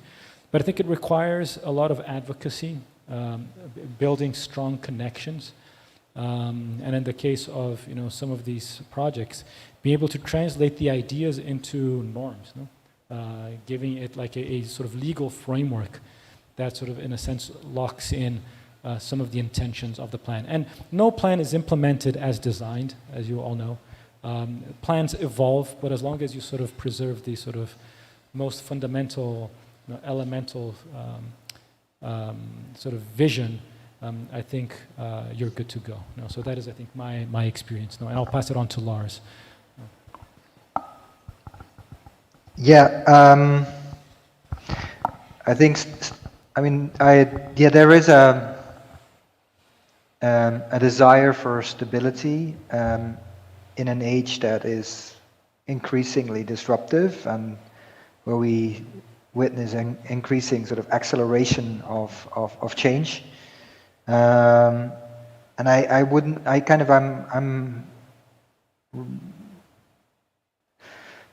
I'm agreeing with Victor here that it is a lot about, I don't think we can find stability within single institutions or within single organizations. Many would be maybe looking here in Scandinavia for, the stability and the continuity that you in the past have found with the government, or with universities and knowledge institutions. I think the stability is more in the connections between the different organizations and different institutions, and I guess that's also why I emphasize the importance of trust.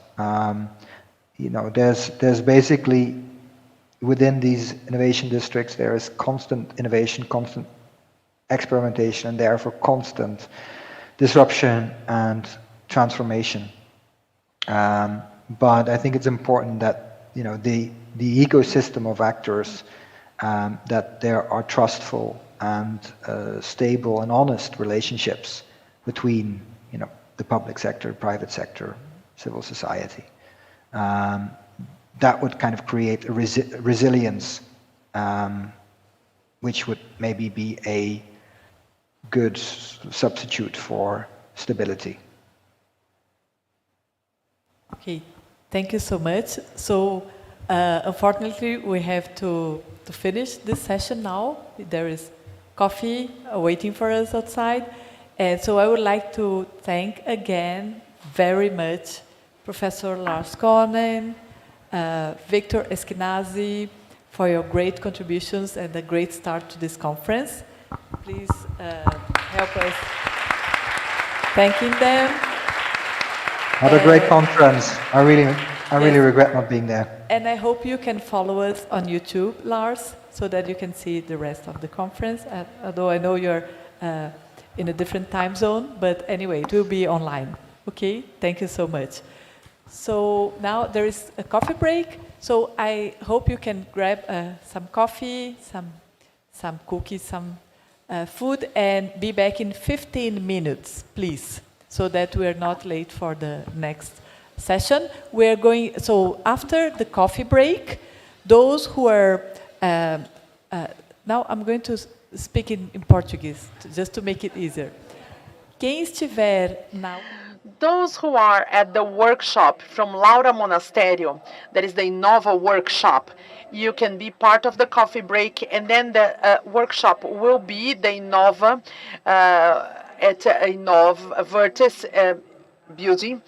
At the workshop webpage, we have a link that shows exactly the location. It's here at the Alan Turing Avenue, moving towards the Science Museum on the left side. Those who stay for the convention center, we are going to have two sessions. The scientific sessions of scientific articles presentations.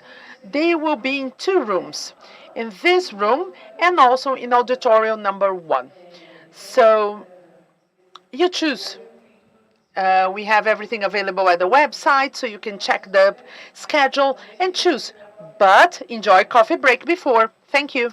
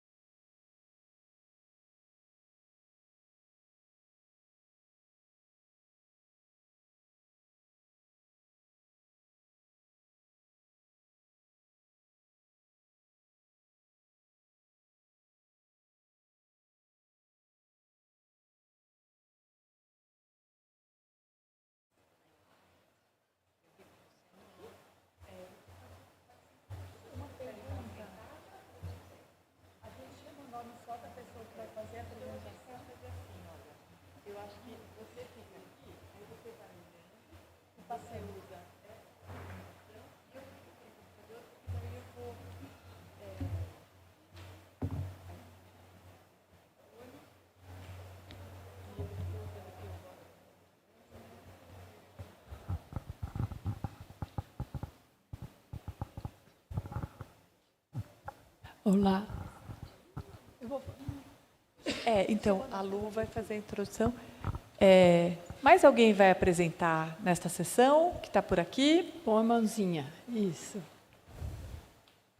Porque, a Mais princípio, alguém? eu chamaria pela ordem que está no nosso programinha. Sim, a gente vai chegar pela ordem, daí se não tiver alguém, a gente vai pulando.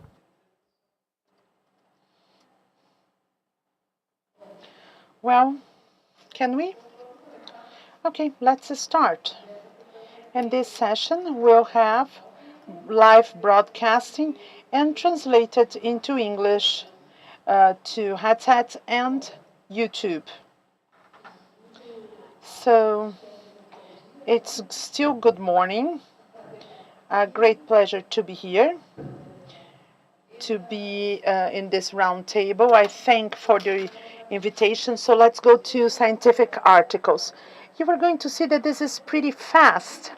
Way like a showcase of what you are going to show about this subject.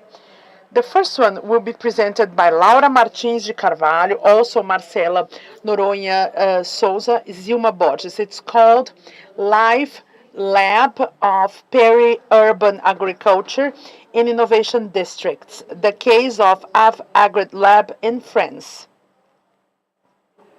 Thank you.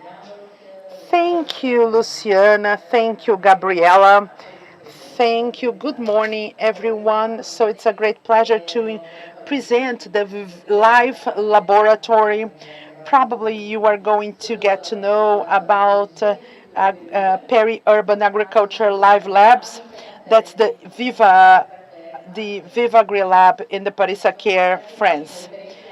So the theoretical part, the urban development based on knowledge, we've talked about that in the beginning of our session. And what is this live lab? So we are going to evaluate the processes in Paris-Saclay, France. The modus operandi, they organize meetings between academic researchers and multiple stakeholders of the territory and foster, by a multi-sectorial approach, research projects that add to the ecological transition, agroecology, and food. So we are talking about this for the ecological transition. The context, why live laboratories at the university? We are talking about the world in relation to the climate emergency and the emptying of natural resources. Universities have to think about those models. So we talk about circular economy in which renewable resources are preferred. And the social involvement is catalyzed. The 2030 agenda accorded by the United Nations and the global development objectives, they have the integration with civil society, and the superior school sector has answered the challenges, and the live labs are one of them. And which are the major characteristics? It's a real-life environment. We have different stakeholders, the activities performed, the actions, the models and business networks that start from interactions, the methods, tools, approaches, the results, which are the challenges, and the centrality of sustainability. In the beginning, they were focused on technological approaches, and today it goes into broader areas. So it's connected today with the innovation paradigm, or are considered a way for open innovation. I'm not going to go through what is practiced in Europe, in the US, and here's the European method. The methodology,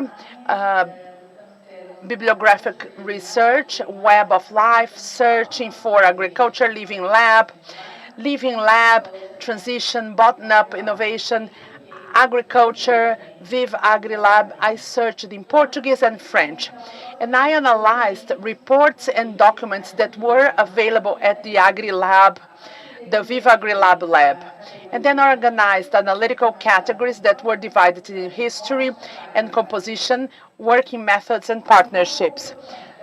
Well, it's important to say that from the federal level, regional and local levels to implement this lab. So there is an alignment from the federal level of policies that will go up to the base. And what impresses me the most in AgriLab is not the lab, but the policies that were created from federal scale going through the state, the municipality, and reaches the farmers in the base.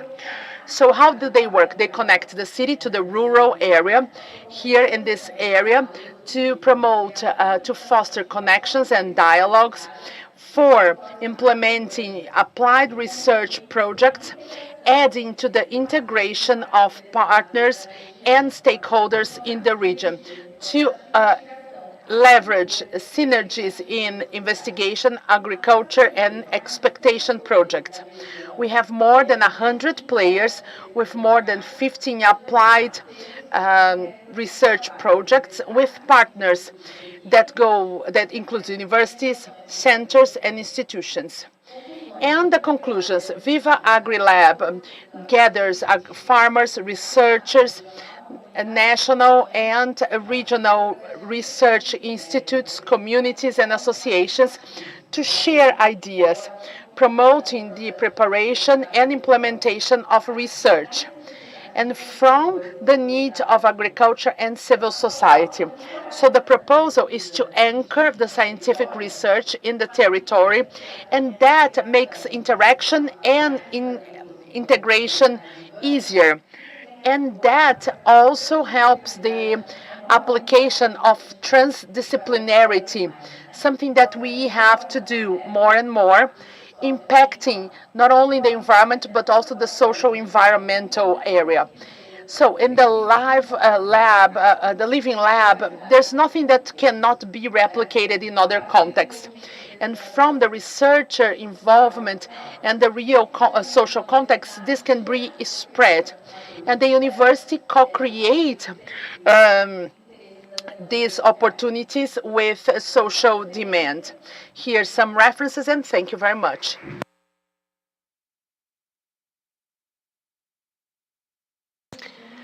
Next presentation was supposed to be done by Jamina Montenegros from the Federal University of Bahia. Is she online with us?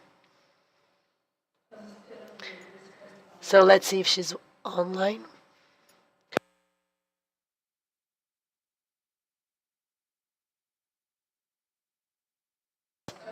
So let's go to the next presentation by Alicia Crestani.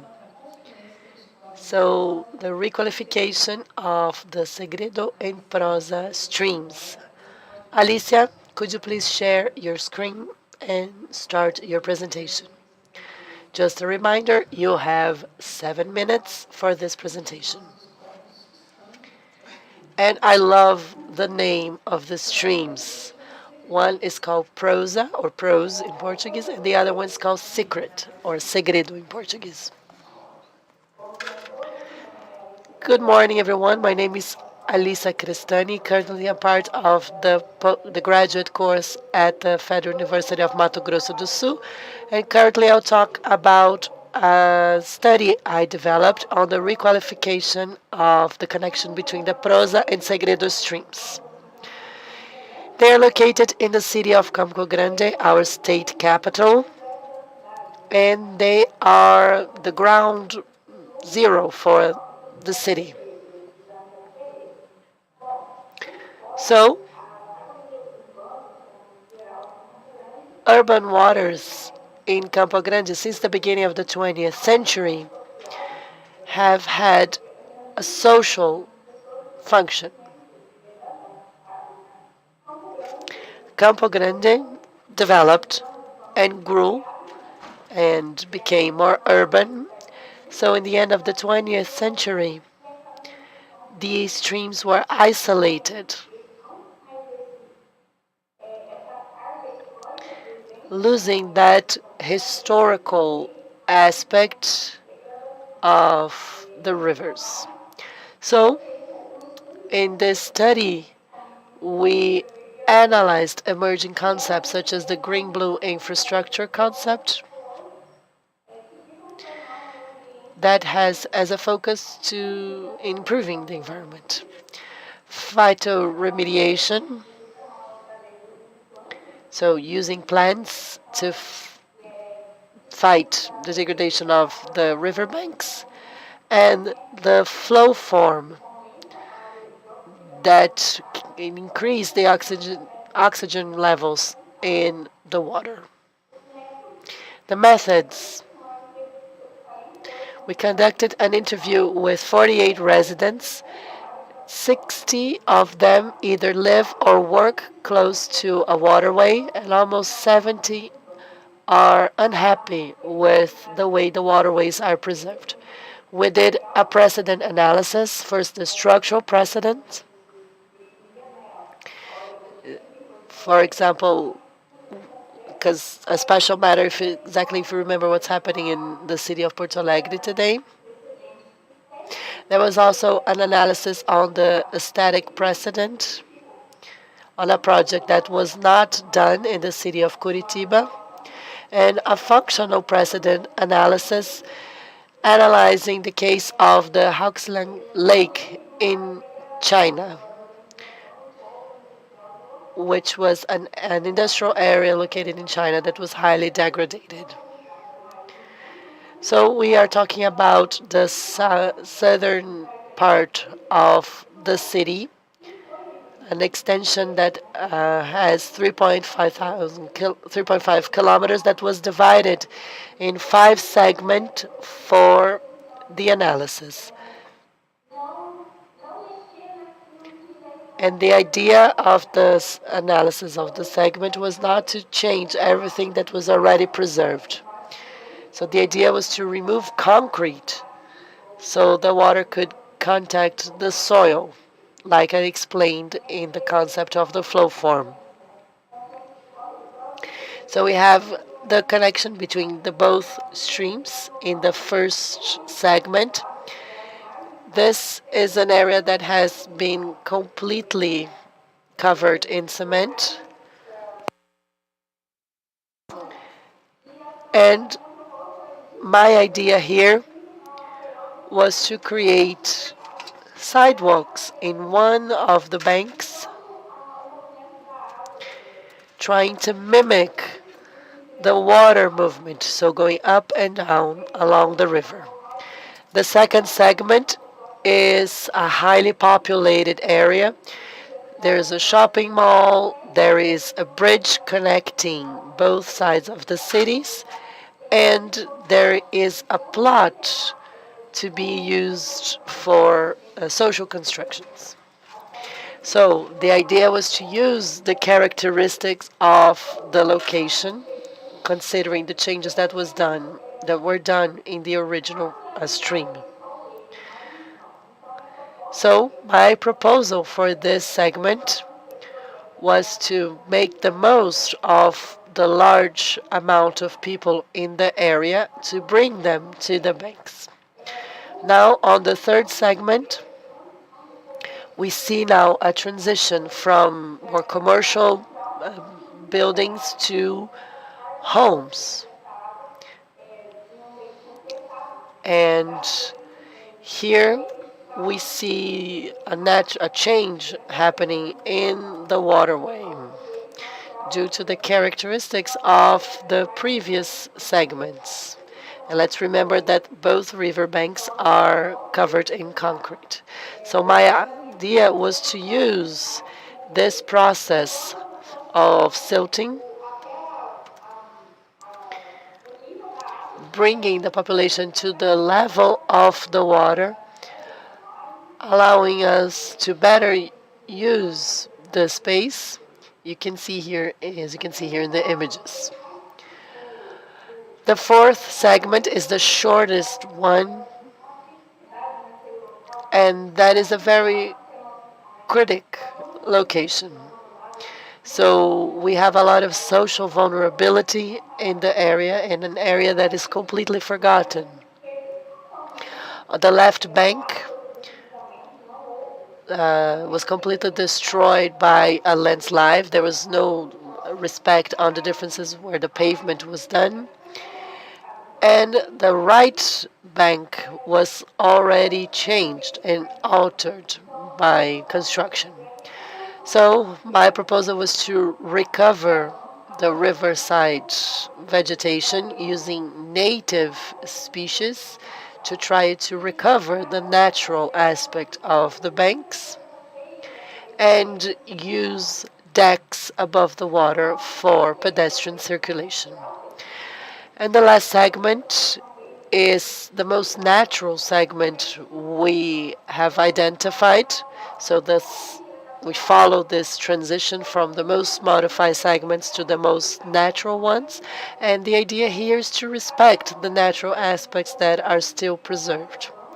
So creating a crossway in a critical point that's already collapsing and creating an access for people who need to cross over.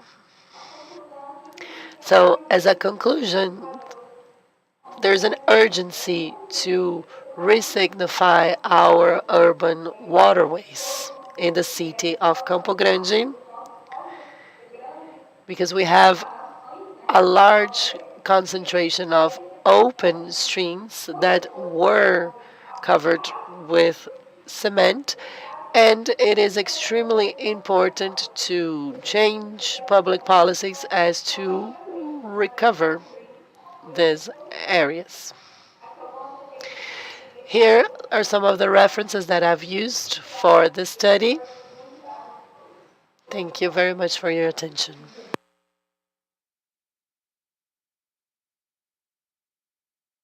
Next work to be presented, Guilherme Cardoso Estevão, the concept of Innovation Center, the Santa Catarina case.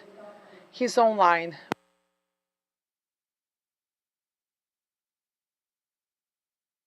Guilherme, are you sharing your screen? Can you hear me? Yes, we can. It's good when the person uses the headset with a microphone. Things are clear for us. Can I start, please? Good morning, everyone. I'm Guilherme Cardoso Estevão.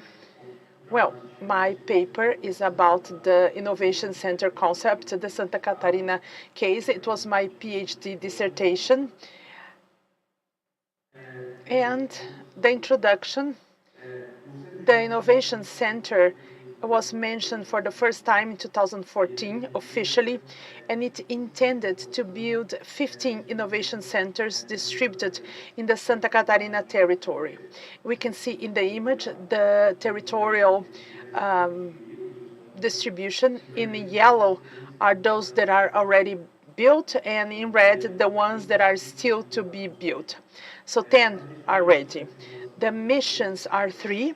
That is the first one, to activate the innovation ecosystem. The second, create an innovative culture and entrepreneurship. The third, generate and escalate innovative business. And part of the research was about the concept of innovation centers, because so far we couldn't define through the particularities what an innovation center was. It was related to generic points, things that could be shared with other innovation centers. So we first of all had to answer what is exactly an innovation center. And the objective is to investigate and define an innovation center based on its characteristics. The methods were perform a unique case study. In the Serrana region, we performed 22 semi-structured interviews with the first players of the Innovation Center and also actors from the state government. I chose this one because it was the first one to be built, also a bibliographical research and a document research. So here, an image of the Innovation Center of the Orion Park, as it is commonly known. It is inside the Orion Tech Park, and that's the only innovation center there, and a software company that is being constructed. So the results. The Innovation Center plan has roots in 2011 from a trip that the state government did to Catalonia. And when they came back from this technical mission, they prepared this plan SC at 2022. That was to build innovation centers. And then they reduced the plan and they started to build innovation centers, something that was cheaper. And those innovation centers, they were inspired the Barcelona Growth Center model.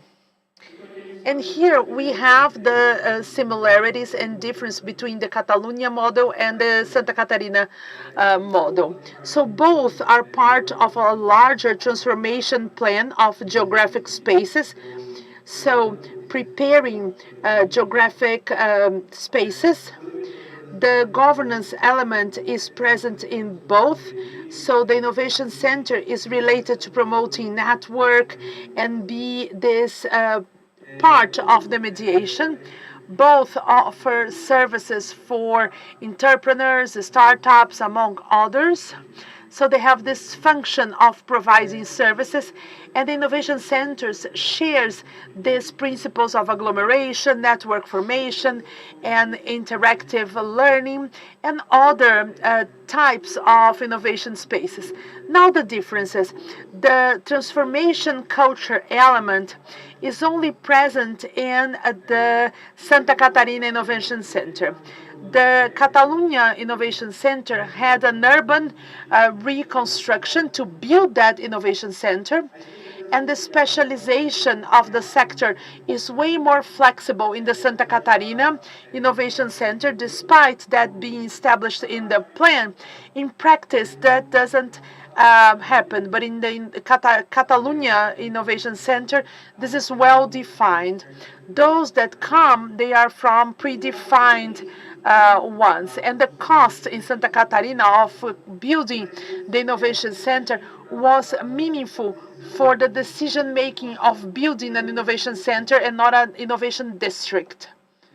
So the results, and that's what we argue in our paper, is that the particularities of the innovation center is the transformation that happens around that. And with that, we proposed a new proposal for defining the innovation center. As we've mentioned, the Santa Catarina Innovation Center is a flexible organization adapted to the geographic space it occupies, and it's a part of the innovation system. And what defines it is that it promotes transformations in informal institutions, so rules, values, and visions of a region in order to generate a social behavior in the present and in the future that will result in innovation. That's our proposal of an innovation center, mainly in the Santa Catarina Innovation Center. And that's the presentation I had to share with you. And I thank you all for your attention. Thank you, Guilherme.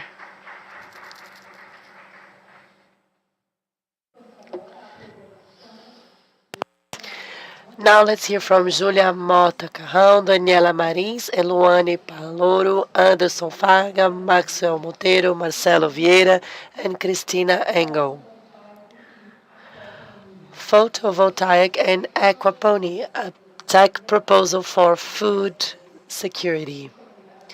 SDG number 2, with a focus on vulnerable communities.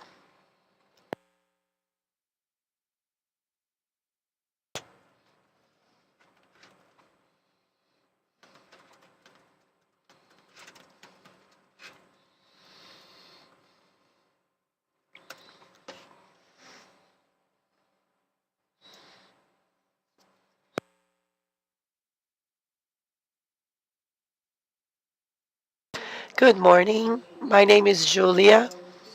I'm a nutritionist, and currently I'm a researcher at the Innovation Research and Center for the State of University of the State of Espírito Santo in partnership with the Federal University of Espírito Santo.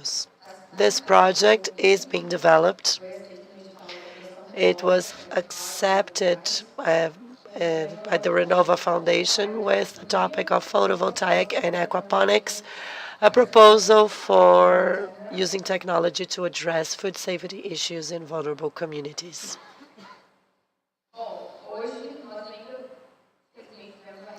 Unfortunately, hunger is still a reality. With that in mind, the idea of the project is to look at SDG number 2 with the 2030 agenda from the United Nations. So we discuss sustainable agriculture, quality education, drinkable water and sanitation, renewable energy, and the protection of life on Earth. The project includes food security and sustainability in communities living in vulnerability. With the aquaponics and hydroponics cycles using photovoltaic energy. Aquaponics is a production system that uses aquaculture, and at a certain level of aquaculture, the amount of waste in the water is incompatible with life. So we use a second tank that use nitrifying bacteria to break down the ammonia into nitrate and nitrate. This high nitrate content water goes through a hydroponic system for plants to absorb the nitrate from water, and then the water returns free of nitrates to the aquaculture tanks. We can use 70% less water than we would normally use to grow food in the traditional way. Our project includes the use of a solar tree, a tree that is being developed in our research center by a multidisciplinary team. The tree is the core of the project. It provides energy for the pumps that are used in the aquaponics cycle and also in a conventional garden.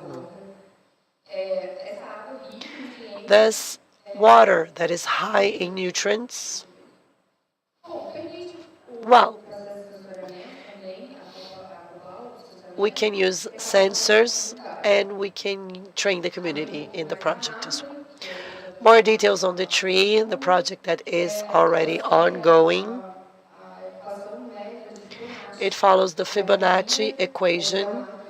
So it's a vertical tree that uses less space than a traditional garden, as we're used to it. And the idea is to use photovoltaic energy. The case study is taking place in an indigenous area that had to be relocated to a land that suffered a lot in the 1960s with the deforestation of the native forest. And that was done pretty much for eucalyptus farming. After the disaster that took place in the original location of the indigenous tribe, they were relocated to an area that was completely destroyed by plantations. And the soil there was really degraded. So as we see in the pictures, they still were able to maintain the main building in the tribe in the more traditional architecture, but the remaining buildings were not done in the traditional way. So regarding the expected results, our goal is to improve the food safety of the population. We want to achieve a water-based economy, preserving the culture, especially the food culture of the native people, And of course, another goal is to generate more autonomy for the community so they do not depend on external factors for their diet.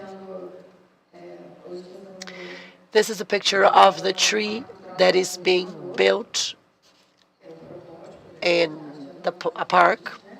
This is a prototype that we have submitted a patent for it. And again, our goal is to produce food in an integrated technological system. Another goal is to strengthen the community and the autonomy of the indigenous community. And we want to present an alternative considering the scarcity of resources caused by climate change. These are my references. And this is a picture of our Research and Innovation Center in the state of Espírito Santo, a center that has many ongoing projects besides this one.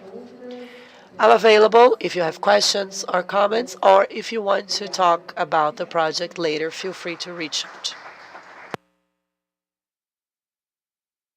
Now, a presentation that is virtual, eco-social futures.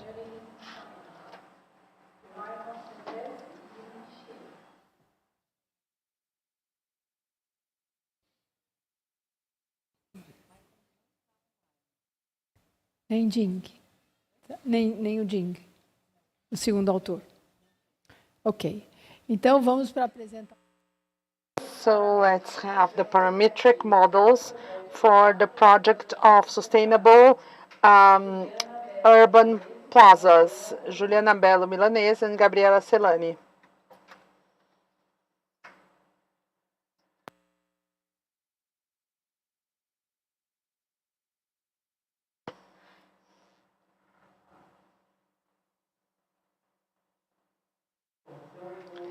So, good morning, everyone. I'm going to introduce this paper that was developed by Juliana. I was her tutor.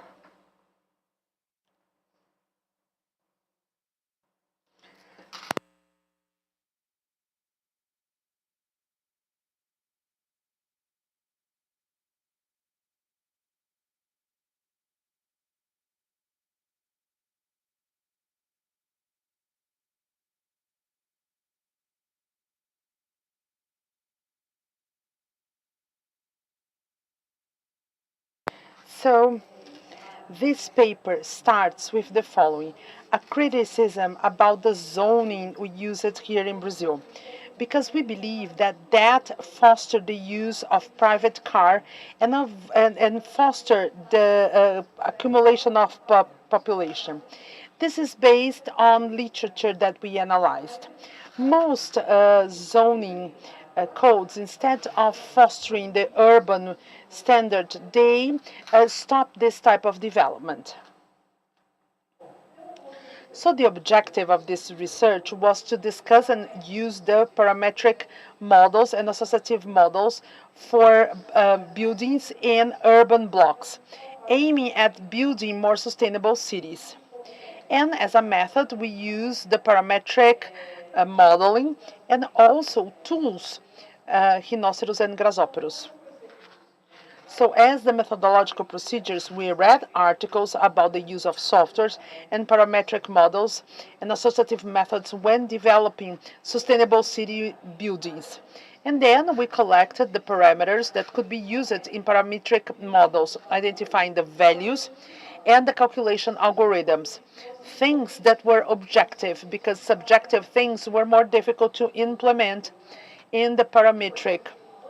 And then we did a modeling of a scenario with a set of buildings in an urban block with these parameters, and they were associated among themselves.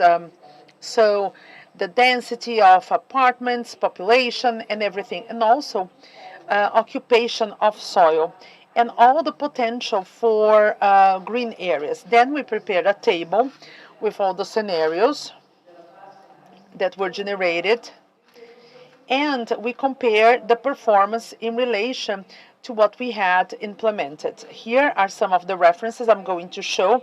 But to start with, we had a table with those collected parameters in order to understand how they relate.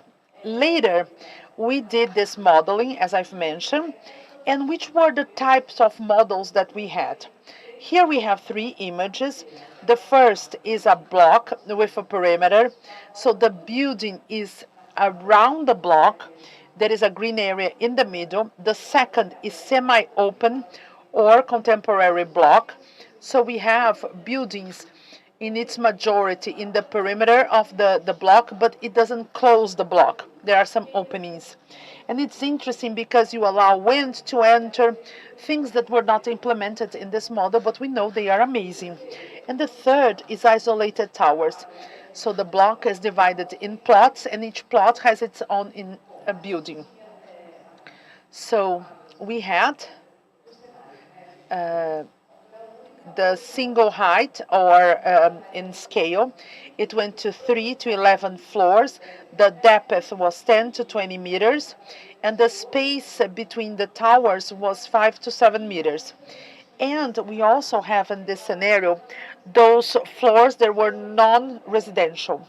The ground floor, except in towers, because they don't have the commercial first floor, and the perimeter, we had the ground floor and also the first floor. So we had this density compared to. So the output data from the model generated was occupancy rate, free area, green area, the net house density, the net population density, the net commercial time, working hours density. So here you see this table. All 4 cases highlighted are cases in which we managed to obtain all output parameters that were positive based on what we saw that was recommended by the literature. And here I will zoom in them. So 2 of those perimetral typology, they all had the green results, so they were all positive. And one is with the escalated floors and one single height. You can see on the top 5 to 10 floors escalated, and the other one is in relation to 9 floors. And then we had some semi-open perimeter typology, all green results, one with 6 to 12 floors escalated, and another one with a single height. And as it is a perimeter and it's open, it doesn't occupy the entire plot. So in order to have a density that is considered proper, we had to have more floors than those that went around the block as a whole. So the one in the bottom has 11, but then there is this opening, and that allows wind circulation. So the conclusions that we had. In general, the perimeter and semi-open perimeter blocks, they had good results. The ideal volume of home density was reached only with the usage coefficient for more density being below the recommended in other scenarios. However, the populational density is inside the ideal value in all scenarios. The occupancy rate, the ideal occupancy rate was only seen in P5 and P8 with CA of 3 and 4. The green area was always above what was recommended in all scenarios. And then the initial, the isolated towers had a higher value of density, but they didn't satisfy the mixed use. They are away from the street, and usually they don't use the ground floor as a commercial area. And they don't have the minimum recommended area. the Brazilian law requires some space left from between the sidewalk and the building. So I would like to thank FAPESP that gave the scholarship for Juliana. Thank you very much. Thank you, Gabi. Now, another paper, and the title is in English, but the authors are Samara Geraldo, Luana Cruz, Reverse Osmosis Effluent as an alternative for air conditioning in technological parks.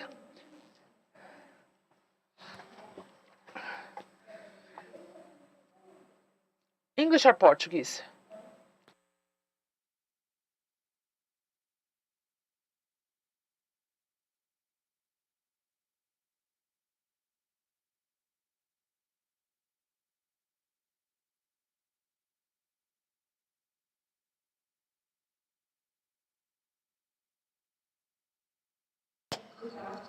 Boa tarde a todos os ouvintes. First of all, I'm Samara. I'm a master student here at Unicamp. And today I will be present the article about reverse osmosis influent as alternative for air conditioning in technological parks. The article was written by me and also by Professor Luana. So to introduce the article, it's important to know that technological parks aims to promote the contribution between university, high education institutions, and research centers, and also co-located companies. So the fourth generation of technology parks, it's an evaluation from the second generation, and they aims to promote also the collaboration between industry, academia, and government sectors, but they are based in quintuple helix framework that concerns about environment also. So in parallel, knowing that air conditioning systems are employed all around the world, and they have a high consumption of energy and water, and especially about the water, it's important to know that we have some regions that have hot weather, and also that doesn't have a large volume of water to be used in these systems. So, based in these 3 points, we did the article that have the objective to evaluate a real wastewater treatment plan that was designed for the application in air conditioning system, use MBR, that is membrane bioreactor, followed by a reverse osmosis. This was some design for sustainable approaches, looking for technological parks. So the methodology, we have this real wastewater treatment plan, and then we collected samples from 3 points in different stages. In the total, we have 42 samples that were analyzed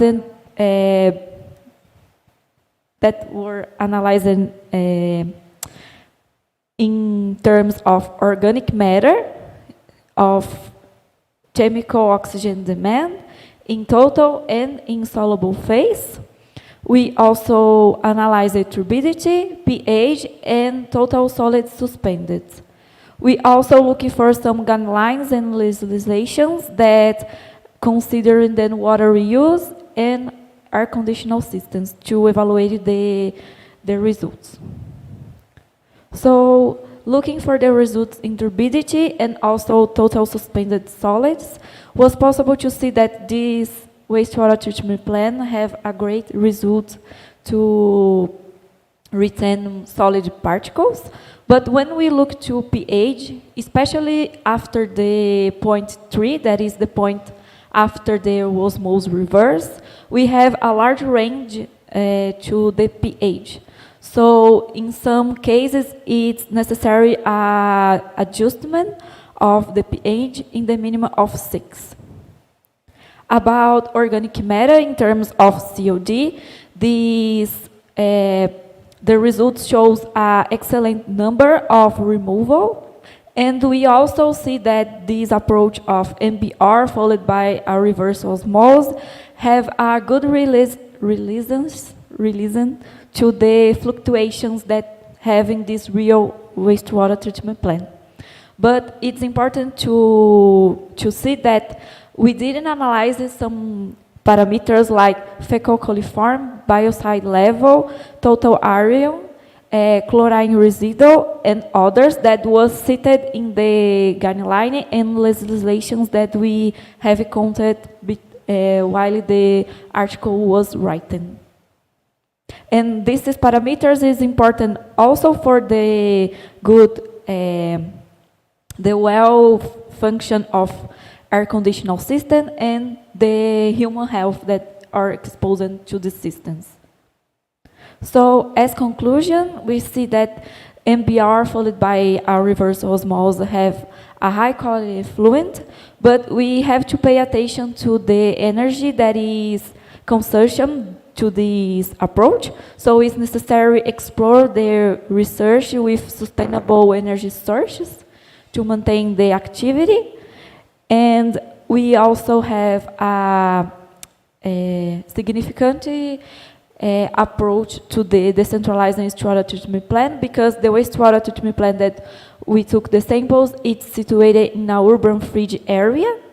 And we also have the opportunity to promote the Brazilian standards for water reuse, also considering the fourth generation technological parks. Thank you for your attention.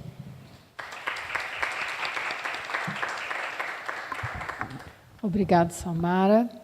Vamos agora ouvir Tércia. Let's hear Tércia. Is Tércia here?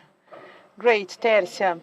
Tércia Torres, that with Marisabel Souza, Stanley Robson de Medeiros Oliveira, Janaína Quimpara, Carla Nascimento.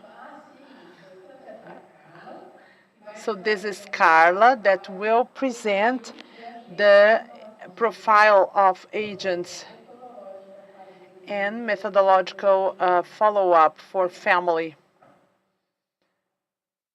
agriculture.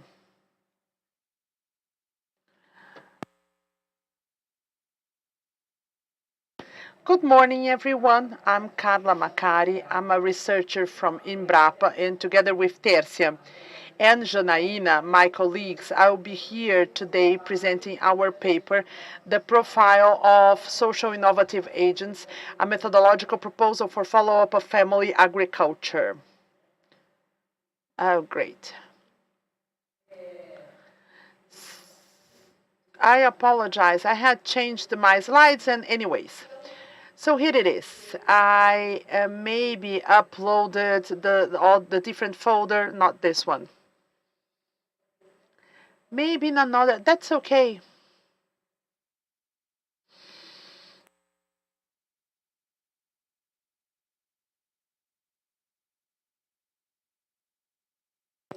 Well, I can do that, don't worry. Well, Embrapa is a company. It's the Brazilian economy of agriculture research. We have units from all over the country, and we have as our mission research and development in innovation, searching for sustainability for the Brazilian agriculture and the society.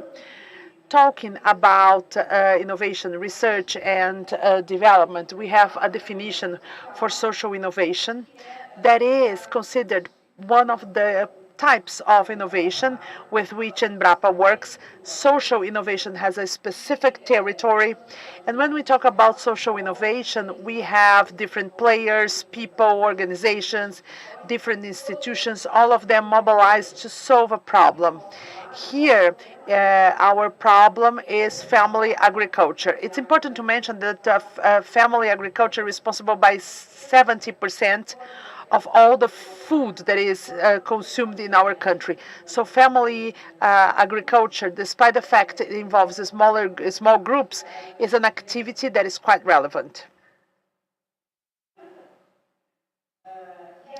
So our objective was exactly that, try to identify the profile of the professional who would support us in innovation, talking about social agriculture. Family agriculture, sorry. And to identify this profile and how this would be, this professional, we developed qualitative research as a narrative review, considering information sources, bibliographic and non-bibliographic sources, thinking about the interpretation of critical analysis done by the researcher about the chosen literature. This case, the literature related to family agriculture. Our methodology is in three processes.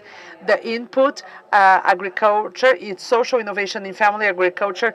Processing is to identify and collect all the publications, and the selection, analysis, and extraction of knowledge that would bring as a way out the profile of an innovative agent would have. This is the corpus we identified based on some lines and guidances that FAO presents for that, family agriculture. The major results are some subjects that are relevant when we talk about this fact, learning. The learning itself, we have different learning points when we talk about different agriculture spots in our country, a collaborative action, facilitation, articulation, and management. We identify at the end three categories of major roles that should exist and should be present, an agent that will take care of social transformation, and each of these roles add on a group of competences that will be relevant for that to work effectively. So the first picture illustrates all that. So the innovation agent has to have this articulation role, a facilitation role, and a management role. So all of these roles, they have to add different competences. For instance, the capacity to be an entrepreneur, to the capacity to collaborate, to articulate, and some other capacities. When we talk about capacities, we are talking about knowledge about the best way to apply a certain input, how to manage irrigation, the matter of ideas and strategies, how to make knowledge reach the collaborative networks. So those are competences and skills that an innovation person should have. And not only that, our paper also showed that this capacity of learning, collaboration, articulation, management is an environment that is continuous, because those family agriculture groups, they are different in different regions. Each has its specificity. And this training has to be continuous. So we are always identifying new skills, competences, and we are learning and teaching. So it's a continuous action. And as our final considerations, the social innovation agent has the role of articulate, facilitate, and manage family agriculture. It should be able to perform and gather competencies that are part of these three categories. So a technical capacity that can be acquired, but this behavior capacity that can be developed of making things happen, managing, collaborating, engaging, mainly engagement. When we talk about the small farmer, engagement and understanding of things that are relevant is pretty important. The exercise of each of these roles require the development and or the acquisition of knowledge, knowing, for instance, about digital technology. This is a strong reality, and then we will understand and know how this will reach the farmer, the family farmer, the small farmer. And an example of application is to have social actors to develop a set of knowledge, skills, and attitudes that are quintessential for performing this function in family agriculture. And we bring here an example. That is the HIDS, the International Hub of Sustainability and Development.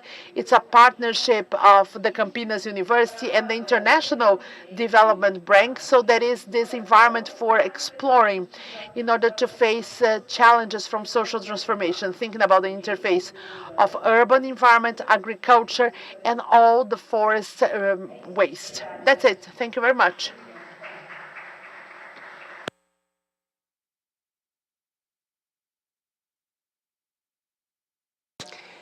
So that was the last of the papers of this morning. I will quickly go over the list just to make sure we are not forgetting anyone. Jamina and Laura presented. Jamina was not here. Is she with us? So she was going to discuss landscaping. Jamina, we're missing you. And then we had the second paper was presented. Eco-Social Future by Michael and Yang Jing. They're also not with us. And I believe all the other papers were presented. There is one final paper on community management of solid waste as a new social environmental paradigm, a case study in the city of Ubatuba by Priscilla. Is she with us? She's not online. Priscilla, are you there? All right.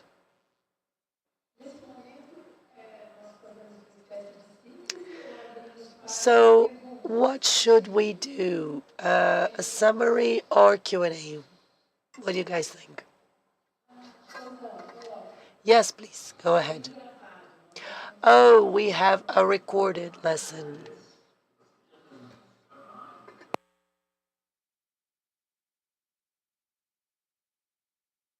Let's start at the beginning.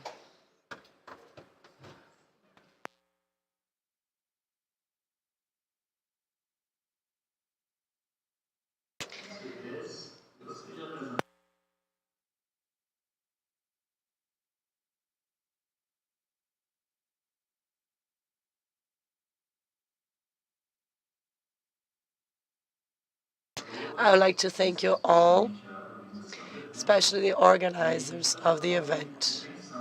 And I'd like to ask for you to please forgive me for not being present in Brazil. China is going through an accelerated growth, and that absorbed rural communities in urban areas. Now we have reached a critical point where we don't have a sustainable environment anymore. The Chinese government implements different initiatives like ecological cities and sponge cities in order to mitigate these issues. But the real estate market is still a very important factor that brings problems like the ones we see in the picture. This forced occupation of peripheral rural areas create an interface between industry and agriculture and increased density without much thought, which creates these closed condos with a lot of density like the ones you see in the picture. So architects face many challenges in dealing with these spaces that cannot be resolved with a top-down traditional urbanism that generates a forced reallocation of the local population, high residential cost, and the destruction of traditional lifestyles. and of course, ghost cities.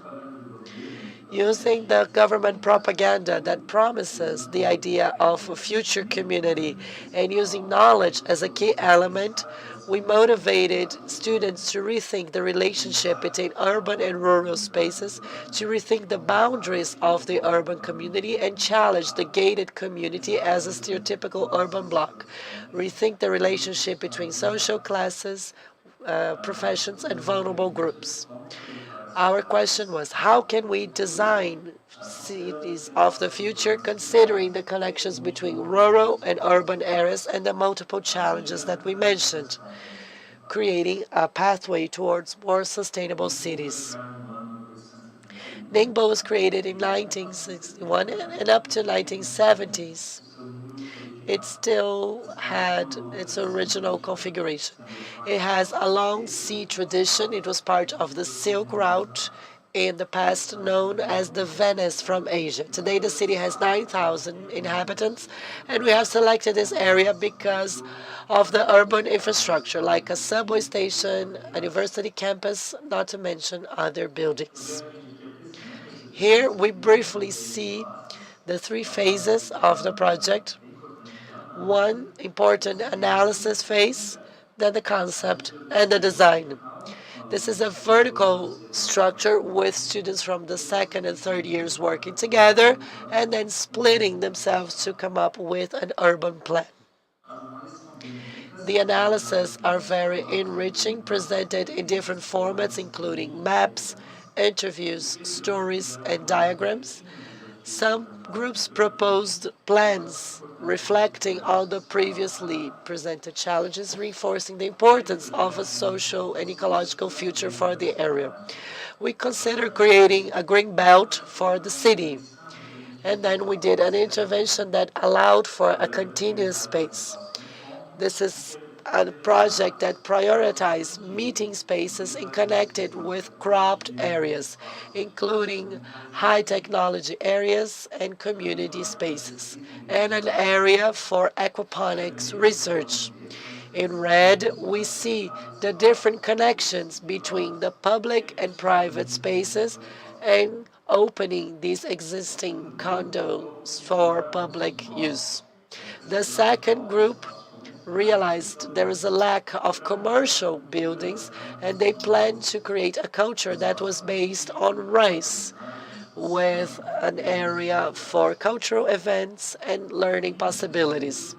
And the third group used a hierarchy of space based on the conditions of the area. 4 sectors were created from north to south. First, a residential sector with traditional agriculture. The second one with public and educational spaces that already existed in the area, including the subway station. And the third one with residential units. And the fourth one with high-tech agriculture and residential use. They created walkways between buildings, reimagining the use of the ground floor. There are some limitations to the study, especially because they were developed inside a design course, and the students are still being trained. But we would like to highlight 2 key lessons for the future, which involve the link between traditional and technological knowledge, and how urbanism and architecture can create that link. And of course, it's important to educate and train a new generation of sustainable scholars in China. We are very grateful to contribute to their education in this studio and the previous studios. One of the studios were presented in a sustainability journal, integrating sustainability water design in China.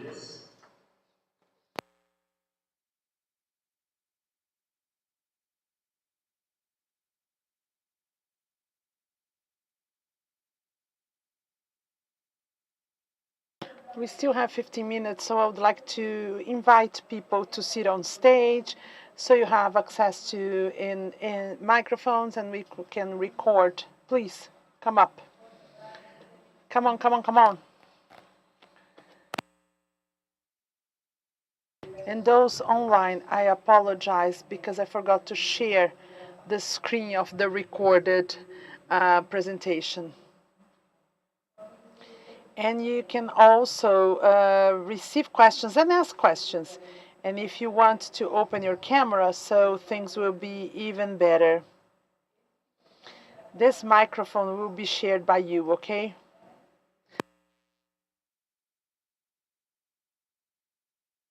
So let's see if our audience has any question. Oh, that it is.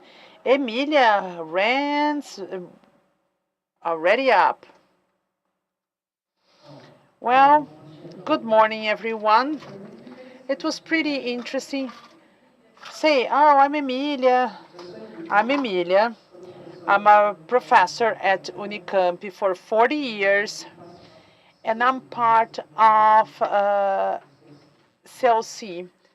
I'm a researcher here at the CECUI. And we talked about agriculture production, and Laura mentioned about how it was understood in France, the peri-urban agriculture. And right after that, we had, well, just a minute, those from Espírito Santo who came with a proposal for aquaponics in the indigenous territory. And, well, the Brazilian guy in China, well, Michael, we won't be able to talk to him because he's not here by obvious reasons. He's probably asleep now as he's in Australia. And Embrapa. Embrapa also talks about family agriculture. So here is my question for you. We have a beautiful women roundtable, amazing. And, well, we also have a question to Alicia. When we think about the knowledge territory, and at the same time we are talking about peri-urban and family agricultures, how do we understand this relationship with knowledge? Mainly here in Brazil, the entire knowledge territory. Well, the way we have seen that in Latin America, different from what was seen this morning during the debate, well, it goes through a university to start with. And not always we have university with agriculture production. Unicamp is one of that. We don't have agronomics here. That's why we brought Embrapa here to have something about agriculture here. So how is this relationship? How do you understand that this is going to happen? So this process of knowledge territory that is always proposing startups and how we deal with the startup logics, that's where knowledge will be more creative and will move forward. When we are discussing agriculture and the way you've brought here, they are more similar to what Carla mentioned of what it is, the family agriculture. We are talking about indigenous community. So as they enter the university as they are here, we also have to understand that there is a type of agriculture that comes from these indigenous communities. So how do you imagine that this is going to happen? Mainly because you are saying that those are processes, and I believe that it's a continuous project. And Carla talks about that and the importance and everything. So this is one point. Should I ask my question later? Yeah, let's get the microphone.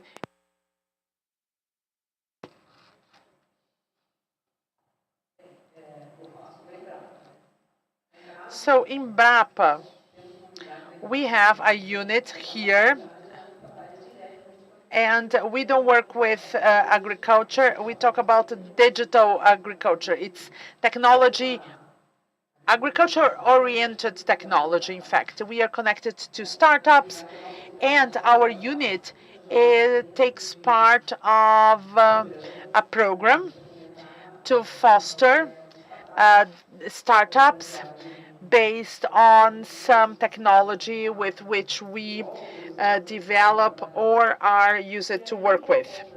And due to that, due to technology, we are always renewing our options. So this circular knowledge concept is something that is natural to us, because in technology, you have to always be updated. There is a proposal of a project that involved family agriculture, because we understand that this is not marginal, but the technology reaches the big farmer. We have three types of farmers. The big farmer has cash, works with commodity, and innovations are there on the spot. Maybe he's responsible for bringing innovation and then sharing.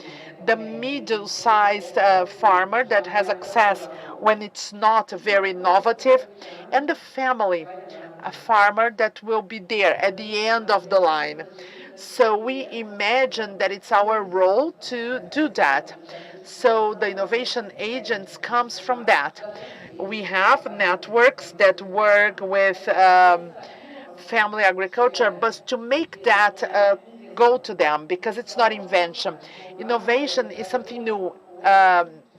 So to innovate, it's to bring something that is become useful. So it's not something that a startup is manufacturing can be innovative. So our idea here, if we understand that this is important in our country, we have to work with that. So we need to understand that there should be an innovation agent, someone who's part of the group, someone who knows the environment, who knows the culture, and can understand what they need. And once they've taken it, you have to bring back, learn a little bit more, and improve, so innovation can reach them. I don't know if I've answered you. I apologize, she's not using the microphone. It's part of the innovation. We have to take it there. During the pandemic, there was something pretty interesting, because we saw that in family agriculture, many have access to cell phones. But they used cell phones just for talk on WhatsApp, and they started to use their cell phone to negotiate products, to have access to price, to access the market, and then technology for them, that's it. It's something huge, because it didn't make their product stuck. It doesn't need to be the best technology reaching the small farmer, but it has to be a technology. We have projects with that. I would like to hear from other people. Yes, adding to what Carla mentioned, of course, AgriLab, this living lab is in France, but the living lab can be replicated everywhere with characteristics. When we think about startups, something that is a counterpart of what happens in the social context, the agriculture for the family, because these women, I'm connected to women in agriculture, they use WhatsApp for everything, to articulate, getting organized. Some are almost illiterate, so they send videos, audio text, audio messages, videos. So this digital literacy as understanding how family farmers use tools to exchange idea, to sell products, and to get together and manage production processes. So is it an app too difficult? So tools and her cell phone, they have a cell phone. This is an aspect in relation to innovation, thinking about the major machines that are used by major farmers. Now there is this second page on all that, importing tools for family agriculture. So they are smaller. It's that small tractor. So 3 days working with a shovel will be done in 3 hours. So technology applied to family technology, and a living lab is amazing. Get people from mechanical agriculture, develop a machine, people from digital and technology, think about an app, how with language and icons that would facilitate communication with these with these women, and exchanging that for marketing, well, applying technology. I would like to know if anyone wants to ask another question. Well, I would like to comment. Our project is being developed with Renova Foundation. It's a program. It's called TIER, the development of technology. We are creating a product.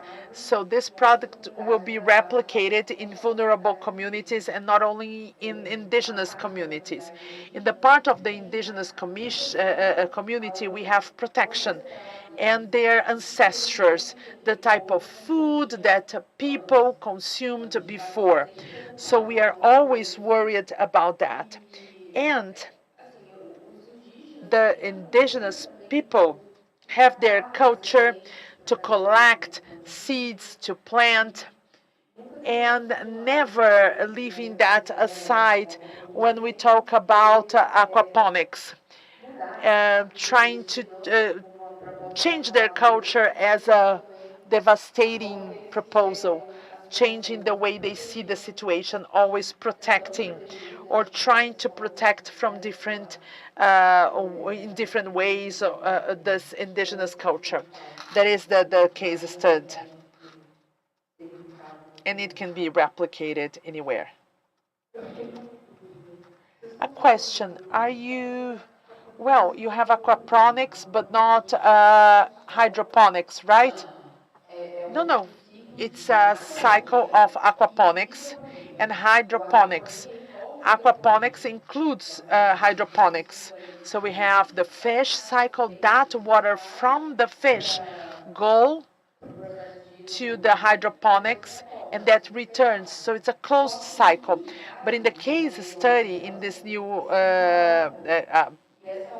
community, they have green leaves being planted, and there's nothing there because the soil is too poor. So we will irrigate that plantation with this nitrate-rich water, because if you improve the quality of the soil with composting and everything, you won't need this hydroponics, because usually they are close to water. Well, but this community was reallocated after Mariana disaster, so they are not close to water sources. They are in a former eucalyptus farm, and the soil is, well, cement, same thing. Gabi, why in your parametric discussions you talk about the green area, but you know one thing, to think about the green wall for agricultural production. Is that possible in the model you were working with? It is, but we haven't found in literature any author who talked about that as a measurable parameter with recommendations in relation to the amounts. We haven't found. So we tried to see what we had that was more practical and possible to be implemented with a recommendation of the expected values. And that was, well, that was a research for scientific start, and that model can be improved, can become more sophisticated. It's just a starting point. This is a perfect idea. So, Gabi, So I agree. The person that has a creek that is called Pros and Secret, probably that is a bar there. So, Alicia, as you haven't showed a map, I couldn't understand Anhanduin River. Is it formed by the Prosa and Segredo creeks? Yes. It starts with the conversion of those two creeks, and it goes and the border of Mato Grosso do Sul and São Paulo. And the proposals you have are in the beginning of this river, right? So Pros was enclosed, and Secret Creek is concreted on the sides and the bottom. So it became a canal.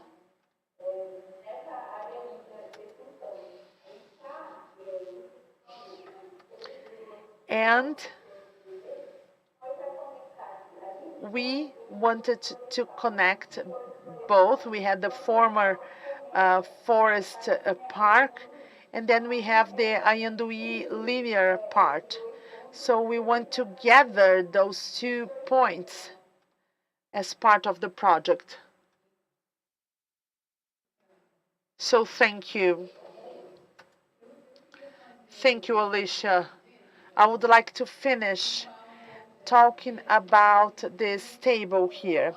You saw many actions that connect to sustainability related to the environment.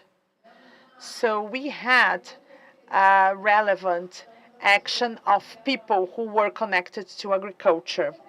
And this agriculture that involves a basic structure of need, nutrition, and also pleasure. So the cultural image of territories, of these, and also this food that we see as ultra processed, distant, coming from far away where it is consumed. So here we think about how nutrition should be in cities, because we decided to live in a city. More than 85% of the Brazilian population is stacked in a territory of 8 million square kilometers. So what can we do? Well, we can think about these green belts that could manufacture the food of the city and change that. And this is related to public policy, and I will talk about that. And there's also the knowledge that is being produced to recover the soils and to do irrigation. So we have to think about techniques that are not extremely high-tech, but are also connected to tradition and that could be used. But what caught my attention is that everything is encompassed by knowledge. So the quality of the researcher or the agent that will share the knowledge that is being developed by people from educational institute, but that at the same time needs to learn how to work with traditional culture. And I think that a 4th generation district knowledge is eager to have access to this integrating knowledge. It's an effort, and we need to be humble to do that. And I think that a transversal public policy that allows us to look at the knowledge coming from a highly specialized scholar down to the person living in the community. Because wherever there is a 4th or 5th generation knowledge district, there will be a connection with the terroir, with the people who are there in need of water. And a public policy that considers this level of complexity is a requirement, because it will be at the same time general and specific. So I think that's what I had to say. We want to record you, so you need to speak on the mic.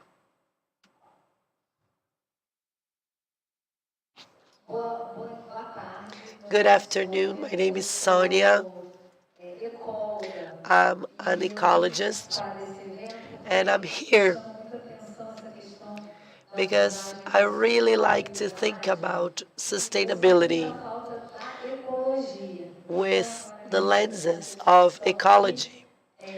So now, during the discussion, I got to think that sustainability is not going to be possible if we don't consider biodiversity beyond human, because these green gardens won't be sustainable just with water, and water won't be present in the environment if we don't have the right biodiversity balance. So I wanted to be here to remind you all of this perspective, because I see all the projects and thinking about green areas. But are the green areas sustainable? Are they connected? Do they attract biodiversity?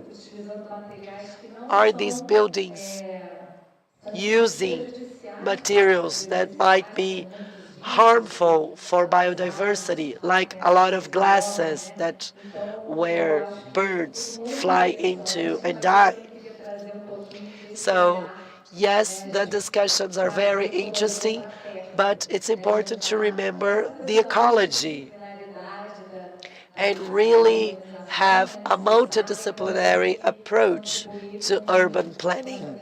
So that's my contribution, and I would like to remind you all that it is essential to include ecology in every study that is being developed. Really well said. Thank you very much. Well, I think we can close the session with this idea that yes, there is a need for a multidisciplinary approach, or perhaps a transdisciplinary approach, as Piaget liked to say. We need to eliminate the boundaries between different disciplines. We need to find a common ground where we can all contribute to what we do best, so we can create a Brazilian knowledge district. Thank you very much, Gabby. Thank you for coordinating the discussion. Thank you to all the participants, both here and online. Thank you to the speakers. And now we have our lunch break. And we will come back at 2:10.